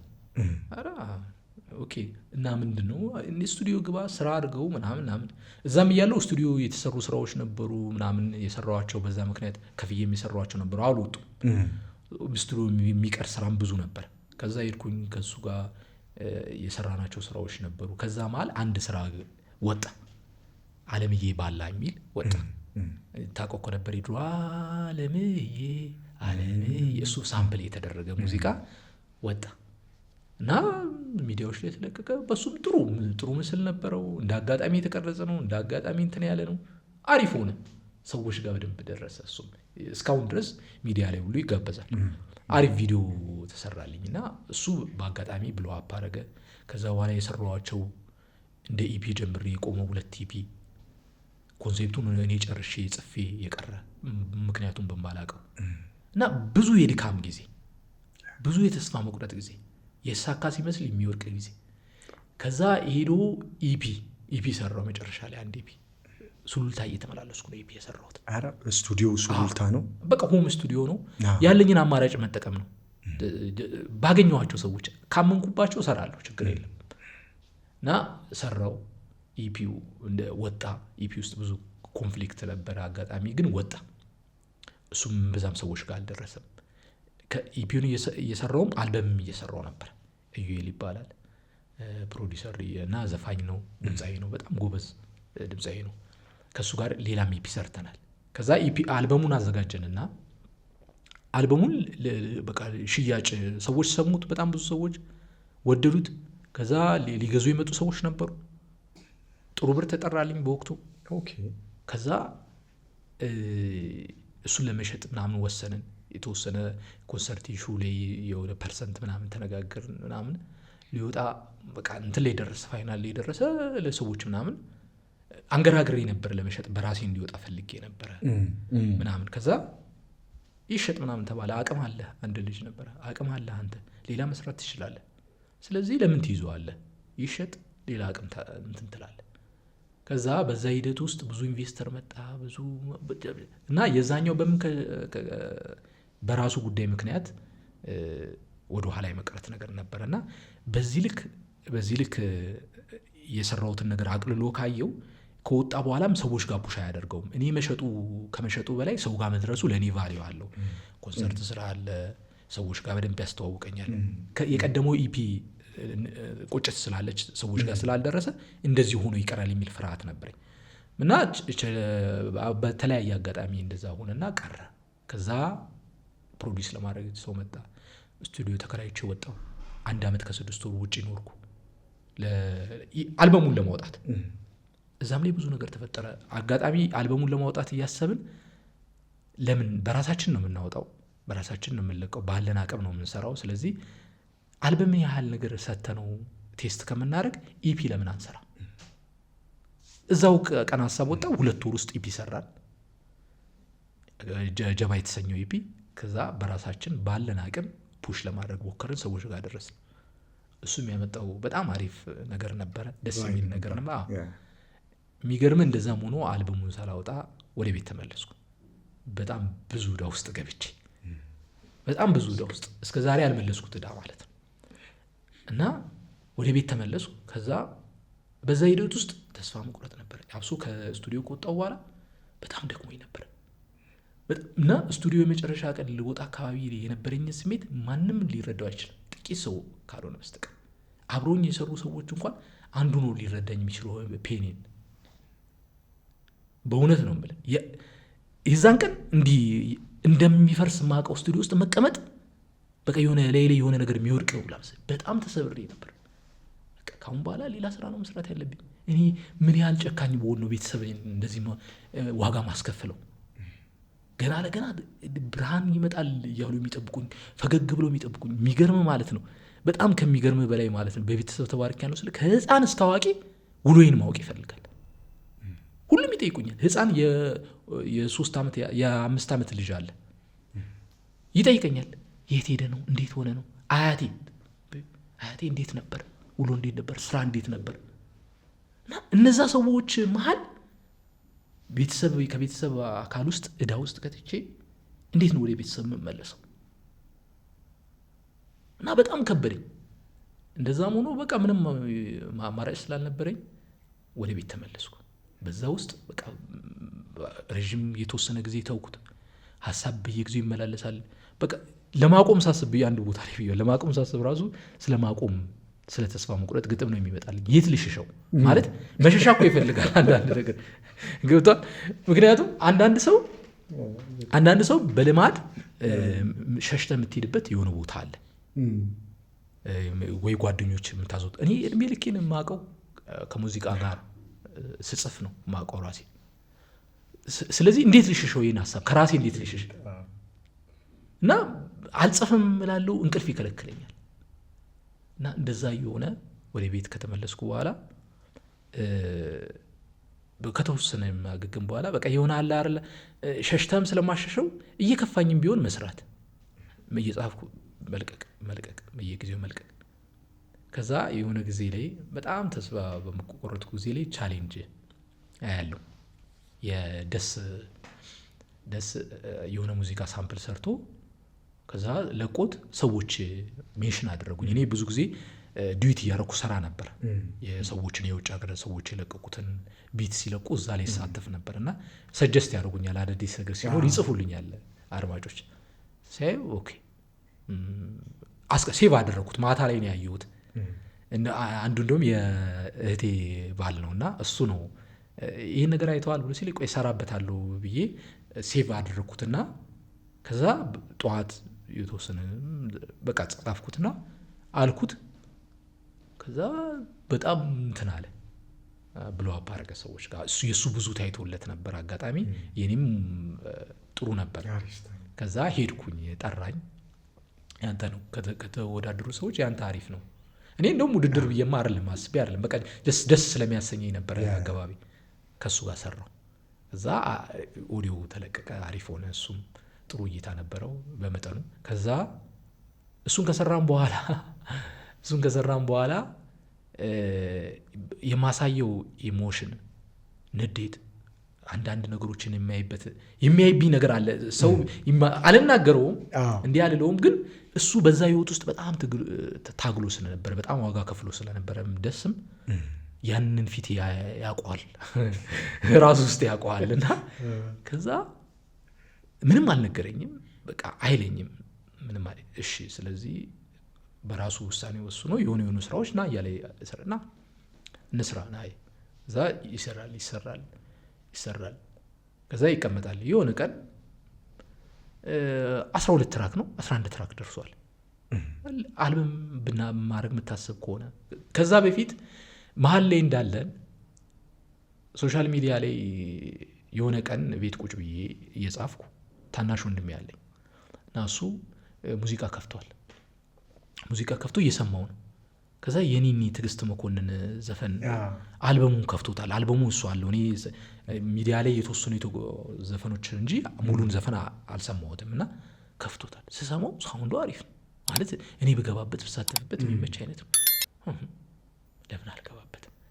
ከዛ ወንድሜን ጠራሁትና ብገባበት እዚህ ነገር ላይ አሪፍ ሀሳብ ነው ምናምን እሺ ሰራሁበት። የዛኑ ማታ ጻፍኩበትና ቀዳሁት። ከዛ አልኩት ወዲያው ነው የምቀዳው ልክ እዛው በጻፍኩት እና ከዛ ለቀኩት። እይታው ጥሩ ነው ከሌላው ጊዜ ሻል ቢልም ኤክሳይተር የሚያደርግ ምናምን አይደለም፣ ግን አሪፍ ነው። ደስ ስላለኝ ነው የምሰራበት። ምንም የታቀደ ወደፊት እንዲሰምቶት እንዲሆናል ምናምን አልነበረም። ከዚህ ቀደም እንደማደርገው ነው የሰራሁት። በቃ ግን ብገባበት ግን አሪፍ ይሆናል። ፊቸሪንግ ሂፕሆፕን ያሳተፈ ብዙ የሚያኩራ ታሪክ የለን ማለት በድፍረት የሚያሳትፉ ሰዎች የሉም። ሬጌ አርቲስት ሌላ አይነት አርቲስት ፊቸሪንግ ተሳትፎ ይሰራል። ሂፕሆፕ ግን ብዛም ነው። ከዛ እሱን ሰራው። ከዛ የእሷን 2 ስራ አሰለቸኝም እና ሀበሻ የሚል ስራ አላት። ሀበሻ እሱን ስራ ላይም ገባሁበት። ከዛ አልኩኝ የተወሰነ ስራ ከሰራው በኋላ እንደ ፍቅር አዲስ መጣ። እሱን ሰራው።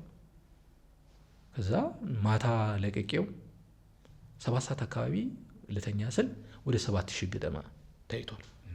ከዛ ተኛው። ጧት በቀስቀሳ ነው አምሽቼ ስለተኛው ተቀሰቀስኩና እንዴ ምናምን አሉ። ምንድን ነው? አረ ልተኛ ደክሞኛል መስል ምን ያህል እንደታየ አታይም ምናምን ብለው አሉኝ። ከዛ ብዙ ታይቷል። 200 ሺህ ነው ምናምን ገብቷል። ከዛ በየሰዓቱ ከ100 ሺህ በላይ ምናምን ይጨምራል ምናምን እሱ ብለው አፕ አደረገ ምናምን። ከዛ እዛው ሂደት ውስጥ እንዳለ እያልኩ ደስ ጋር መስራቴን አላቆምኩም እና ይለኛል እቺ የዚች ብሎ ባደረገችበት ወቅት ላይ ስራም ቢለቀቅ አሪፍ ነው። ሰዎች በዚህ ቢያውቁ ሄደና ይህ መንገዱን ለመግለጽ የመጣሁበትን መንገድ ለመግለጽ ነው አይዲሊት በዘነዘና ያልኩት። ለምን እያንዳንዷ ነገር ስቱዲዮ ጋር አቅጄ እንዲሆናል ብዬ አይደለም የሰራሁት። መዶሻውን ተጠቅሜ አይደለም የሰራሁት። መዶሻውን ስል ምንድነው ኦሪጂናል መስራው መዶሻ ነው አይደለ? ቤት ለመስራት ወይ ጣውላ ቤት የሚሰራ ሰው ለመስራት የሚያመቸው መዶሻ ነው። ግን ያ መዶሻ ስላልነበረኝ ዘነዘናውን ተጠቅሜ ነው የሰራሁት ለማለት ነው ሀሳቡ። እና እንደ ኢፒ መጠሪያም ሲመጣ ያ ሀሳብ ነው። ሴንስ በደንብ ሴንስ ይሰጣል። የኔ የመጨረሻ ጥያቄ የሚሆነው አብዛኛው እንግዶቼን እጠይቃለሁ ይህን ጥያቄ ፐርሰናሊ ይሄ ነገር ወዴት ይሄዳል የሚለው ነገር እኔም ስለሚያሳስበኝ እና በዚህ ጉዳይ ላይ እንግዶችም ጋብዣለሁ ኤክስፐርቶችን። ኤአይን ነው ማነሳው። እንደ ሌሎች ዘርፎች ሁሉ ኤአይም አሁን በጣም በስፋት ወደ ሙዚቃው ገብቷል። በኤአይ የሚመረቱ ሙዚቃዎች ብዛት አላቸው። ለወደፊት ኤአይ ያሰጋሃል? ኤአይን በተመለከተ ምንድን ነው የምታስብ? እንደ ሰው ያሰጋል። ምክንያቱም ሰው በቀላሉ መረዳት ከቻለ የሰው ሙያ ሰው ሰርቶ የሚያድርበትን ስራ እየነጠቀው ነው ያለው። የስራ አጡ መጠን እንደምታየው ነው።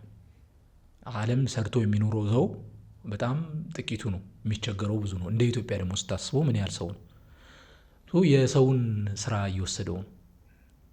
አደጋ የሚሆነው ለሰው ነው መልሶ። እንደ ሙዚቃ ደግሞ ስታስበው ሙዚቃና አርት ደግሞ የስሜት ውህደት ይፈልጋል። ስሜት ነው፣ ኢሞሽን ነው የምታስተላልፈው። እኔ በቀላሉ እለዋለሁ። ለምሳሌ እኔ የሆነ ሙዚቃ ስሰራ የተሰማኝ ስሜት ሙዚቃው እስከሰማሁት ድረስ አብሮኝ ይከተላል። ከምሬ የራሴ ሙዚቃ ኢቭን ይገርመኛል። የሆነ ሙዚቃ ስሰራ በወቅቱ የድምፅ ልምምድ አላረኩም፣ ስኪል አላረኩም ማለት ፕራክቲስ ማድረግ የነበረብኝ ሩጫዎች ነበረ። ትንፋሽ ይፈልግ ነበረ ስራው። እዛ ጊዜ ላይ ትንፋሽ አጠረኝ ሙዚቃውን ስሰራ እና እንደምንም ተቆራርጦም ተሰራ ያች ቦታ። ከአመታት በኋላ ያን ሙዚቃ ስሰማ አሁን ስኪል አዳብሬ ያ ቦታ ትንፋሽ ያጠረኛል። አግኝተኛል።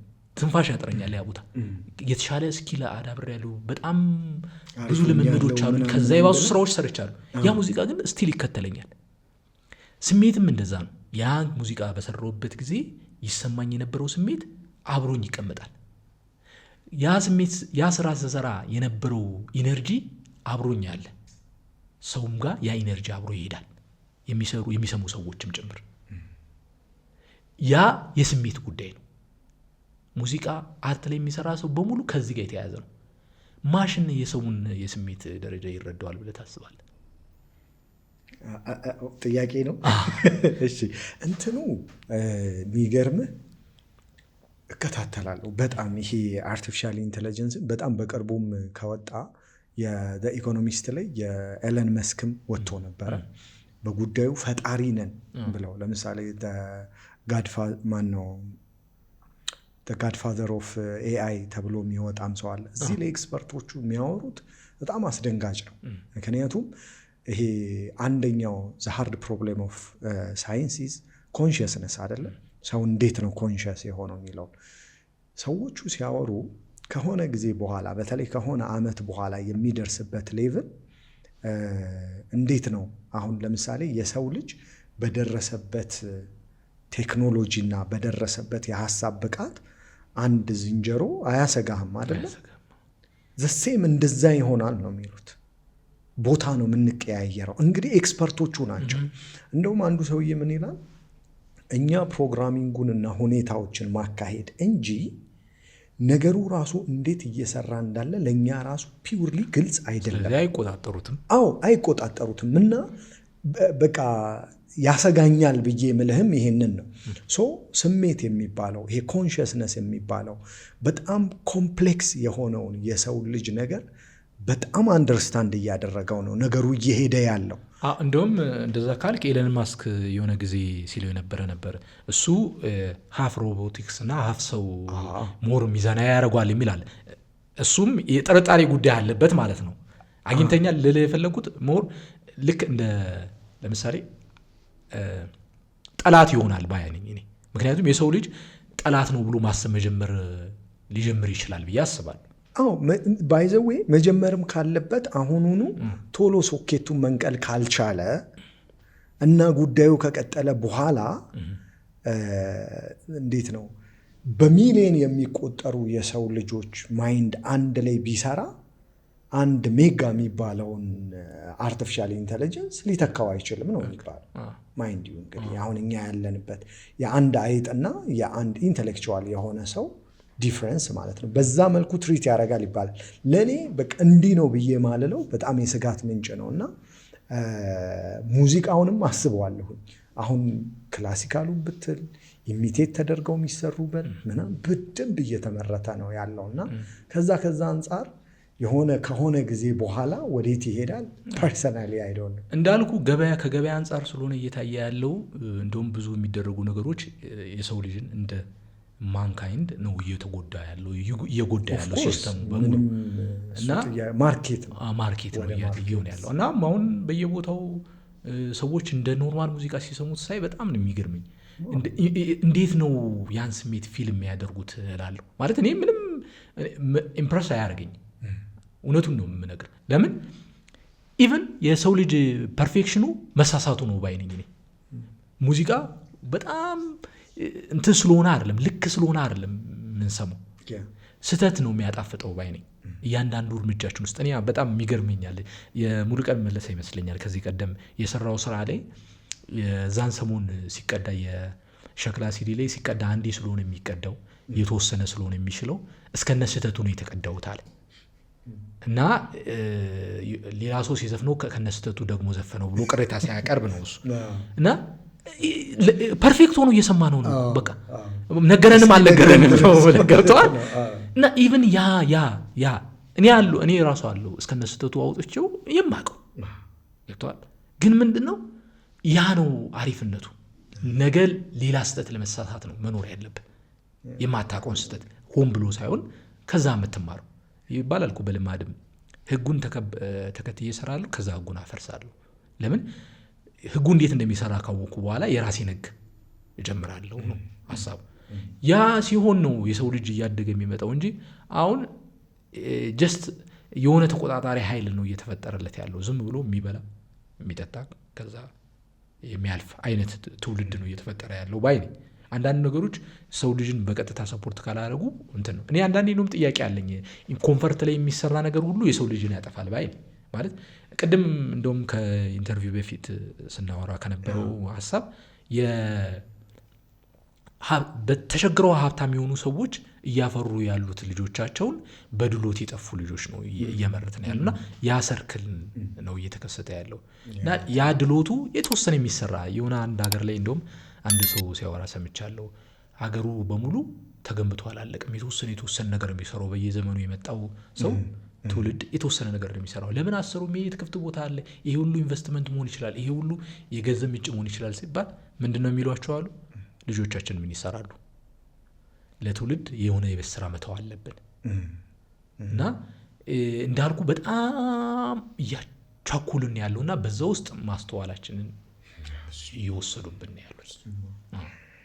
በጣም አርጌ ነው አብነት ባላ ማመሰግነው። እንደው በስተመጨረሻ ቀረ ብለህ የምትለው ነገር ካለ? በጣም አሪፍ። በመጨረሻ ማለት የምፈልገው እንደ ሙዚቃ እንደ ሂፕሆፕ አርቱን የሚወድ አርቱን ማሳደግ የሚፈልግ ሰው ለአርቱ ፍቅር ያለው ሰው ከመጀመሪያ ከመጣበት የውሃ መፍሰስ መንገድ ሁሉ አልቆ ማሰብ አለበት ባይ ነኝ። ከምን አንጻር ነው መሰለ? ብዙዎቻችን በተደረገብን ነገር ነው ሌሎቹ አርቲስቶችን ላይ እያደረግን ያለ ነው። በጣም ትልልቅ ቦታ ላይ ያሉ ሰዎች አግኝቼ አውቃለሁ በሙዚቃው የተነሳ ግን እንደማስበው ትልቅ እንዳልሆኑ የሚያረጋግጥኩበት ነው። በጣም ደግሞ ቦታ ያላገኙ በጣም ሰዎችን የሚረዱ እና ለሙዚቃው እድገት የሚሰሩ ሰዎች እንዳሉ ደግሞ በተቃራኒ መልኩ ያየሁት እና ሙዚቃውን ማሳደግ የሚፈልግ ሰው ያንን ማድረግ ቀላሉ መንገድ ነው። መንገድ ማቅለል መልመድ አለበት። የቤት ስራው እንዳለ የሚሰራው አርቲስቱ የቤት ስራ የሆነ እኔ ያንኑ ሰርክል ስለምንደጋግመው ነው የኢትዮጵያ ሙዚቃ ያላደገው ብዬ አስባለሁ። የሆነ ሰው እንዳይወጣ የደረሰበትን መሰናክል ያንን ነው መልሶ ሌላ ሰው ላይ እያደረገ ያለው። ታግሎ ይወጣል። ከዛ በኋላ ያንን መንገድ አጥር ነው እየገነባ ያለው። ለሁሉም ትግል ሆነ እዛው ሆነ። የዓለም ሙዚቃ ኢንዱስትሪ በምን ያህል መንገድ ገንዘብ እያመጣ እንደሆነ ሀገር እያስተዋወቀ እንደሆነ በምን መልኩ እየተሰራ እንደሆነ የምናየው ነው። የኢትዮጵያ ሙዚቃ የት ነው? የኢትዮጵያ ሙዚቃ ታሪክ እዚህ ጋር መኖር የሚገባው ያን ምንድን ነው? እያንዳንዱ ታላቅ ነኝ ብሎ የሚያስበው ሰርቻለሁ ብሎ የሚያስበው ሰው ከሱ የላቀ የሚያወጣው ሰው ይፈልጋል። የራስን የሙዚቃ ታሪክ ትገነባለህ፣ የአርት ታሪክ ትገነባለህ። ከዛ ደግሞ በሰዎች ውስጥ የሰዎች መውጣት ታሪክን ትገነባለህ። ስለዚህ ያ ሰው በወጣ ቁጥር እንትና ስለነበረ ነው እኔ እዚህ የደረስኩት። አብዛኞቻችን ታሪክ ግን አይደለም እና እያከበደብን ያለው ያ ነው እና ኖርማሉ ያ መስመር እንዲጠፋ እየተሰራ ነው። ጥሩ አሪፍ ታለንት አውጥቶ እና እብደቱ ላይ ጩኸቱ ላይ የሚሸጠው ነገር ላይ ብቻ እያተኮርን ይመስለኛል እና እሱን መቀየርን የአርቲስቱ ስራ ነው። እሱን መስራት የሚጠበቅብን ይመስለኛል። ማንም አይሰራልንም። ያንን የተለመደውን መንገድ አልቆም ከዛ የተሻለ አድርጎ ማሰቢያ ይፈልጋል እና እየሰሩ ያሉ ልጆችን እንዲበረቱ ሳይደክሙ እንዲሰሩ አቅማቸውን እንዲያወጡ ምኞቴ ነው። በዛ ላይ ደግሞ መናገር የምፈልገው አይዲዲት በዘነዘናን ደግሞ አዳምጡት። አዎ ማድመጥ አለባቸው። ለሂፕሆፕ ከተከፈለው ዋጋ ውስጥ አንዱ ነው። መናገር ከምችለው በላይ መናገር ማልችለው ብዙ ስላለ ብዙ ብናገር ገበያ ማድረግ የምችለው ነገር አለ። እውነቴን ነው የምልህ። እዚህ በጣም ብዙ ፐርሰናል ማወራቸው ስም ጠቅሼ ባወራ ብዙ ነገር ሊለወጥ እንደሚችል አውቃለሁ። ያንን መንገድ ግን ኮራፕት ማድረግ ካለመፈለግም እንጂ በጣም ብዙ የሆነብኝን ነው የምልህ። ግን ያን መንገድ ካለመምረጥ ነው። በጎውን መንገድ የተሻለውን በጥረት የሚገኘውን መንገድ እየመረጥኩም ያለሁት። ያንን እንዲያድግ የሚፈልግ ከሆነ እያንዳንዱ ይገባዋል። እኔ በዚህ በኩል ወጣለሁ ብሎ የሚያስበው ሰው እኩል ማዋጣት አለበት። ቀደም እንዳለው ነው። ኔጌቲቭ ሳይድ ያሉ ሰዎች ተባብረው እኩል እየሰሩ አይደለም እንዴ? አቅም ያለን ሰዎች እንችላለን የሚሉ ሰዎች ጥግ ጥግ ይዘን ለምንድን ነው ፉክክር ውስጥና ኢጎ ውስጥ የምንወርቀው? የኔ ዘመን አጭር ነው። አልፎ ትዝታ ነው። ይሄ በዘመኔ እስካለው የሆነ ነገር አበርክቶ ማለፍ ነው ሀሳቡ። ስለዚህ እኔ ብቻ አልቀጥልም። በየዘመኑ ንጉሥ ይመጣል። በየዘመኑ የሚሰራ የራሱን አርት የሚያሳርፍ ሰው ይኖራል። ያን ሰው ለመሆን መጣር ነው የሚያስፈልገው እንጂ አጥር ሰርቶ ጌት ኪፐር መሆን አያስፈልግም። እና በርቱ። አይዲዲት በዘነዘናን አዳምጡት። በጣም ምርጥ ምርጥ ነገር አለ ይዘን የምንመጣው። አብረውኝ የሰሩ ሰዎችን በጣም ማመስገን እፈልጋለሁ። በጣም የተረዱኝን በጣም በጣም ማመስገን የምፈልገው ሰው ነው። በደከምኩበት ጊዜ አብሮኝ ያለ ሰው ነው። በደከምኩበት ጊዜ ስለምን ማለት ነው? በጥንካሬ ጊዜ በብርቱ ዘመን አብሮ ያለ ሰው ማንም ነው የሚሆነው። ስራዬ ቫይራል በወጣ ጊዜ ያልከበበ ሰው የለም። ገብቷል? ሁሉም ሰው ከቦ ያንን ጥቅም ወደ ራሱ ለማድረግ ያላረገ ሰው የለም። አይኑ መጥቀስም አስፈላጊ ስላልሆነ ቃል የገቡ ሰዎች ብዙ ነበሩ፣ በጣም ብዙ። ግን በቃላቸው አይደለም የተገኙት። ከዛ በላይ ግን በድካሚ ጊዜ የነበረውን ሰው አክባሪ ነኝ። ቢመች በድሎቱ ጊዜ በሰርግ ጊዜ ቤት በጠራው የማይመጣ ሰው የለም። ሀዘን ጊዜ አብሮ ያለ ሰው ግን አብሮ የሚቀጥል ሰው ነው እና ያንን ማመስገን እፈልጋለሁ። አብሮኝ የሰሩ ሰዎች በጣም አክባሪ ነኝ። ፊቸሪንግ የገቡ 3 ሰዎች ፊቸሪንግ ገብተዋል። አንዱ ደስ ነው፣ ቅዱስ አለ፣ ኤልያስ በአሬንጅመንት ተሳትፏል። ከዛ ደግሞ ዮናስ ግዛው በጣም የሚገራርሙ ድምፃውያን ናቸው። አሪፍ የራሳቸውን ስራ ይዘው የሚመጡ ልጆች። ከዛስ ደስ በአሬንጅመንት 8ቱን ትራክ ከአንዱ ትራክ ውጭ ማለት ነው። ከዛ ደግሞ ሁሉንም ሚክሲንግ ማስተሪንግ የሰራው እሱ ነው። በጣም ልነግርህ ኢንስትሩመንት የተሳተፉ 5 ሰዎች ናቸው። እዛ ውስጥ የሚደረጉ የአንዳንድ የገንዘብ ነገሮችን ሁሉ አንድ ላይ ያደረገው እሱ ነው እና በጣም ማክበር እፈልጋለሁ። የተከፋባቸው ሰዎች እንዳሉ የምኮራባቸው ሰዎች እንዳሉ ያን ሚዛን ጠብቄ እንዲሄድ የሚያደርጉኝ ሰዎች ናቸውና እግዚአብሔር ያክብርልኝ ማለት እፈልጋለሁ። ደግሞ የተሻለውን ነገር ፈጣሪ ፈቅዶ የምኞቴንም ስላሳካልኝ ፈጣሪ ነገ ደግሞ የተሻለውን ነገር ደርሼ ለቤተሰብም ለብዙ ነገር ለደሞ ለወዳጆቼም ደግሞ ሂፓፕን ለሚወዱ ሰው መድረስ ነውና ምኞቴ። ያ እስኪሆን ደግሞ ባለው አቅም አይደለ ሰው የሚያበረታው። አይዲዲት በዘነዘና በሉ ሁላችሁም ባላችሁ ነገር መስራት ያስፈልጋልና አንተንም አመሰግናለሁ ስለጋበዝከኝ እና እግዚአብሔር ይመስገን። ዋናው ቴንኪው በጣም ደስ ይላል። እኛም እንግዳችን ስለነበርክ በጣም ደስ ብሎናል። በደንብ ተደጋግመው የሚደመጡ ሙዚቃዎችን ነው የሰራው። በተለይ አይዲዲት በዘነዘናን በደንብ ደጋግሜ ሰምቻቸዋለሁ የተለያዩ ትራኮችን እና በደንብ የቋንቋው አጠቃቀምም ክብደትም ከዛ ደግሞ እዚህ ቁጭ ብለህም ስትነግረኝ የምርም አሁን ይቅርታን ስትነግረኝ በጣም እየገረመኝ ነበርና በጣም አሪፍ ስራዎች ናቸው።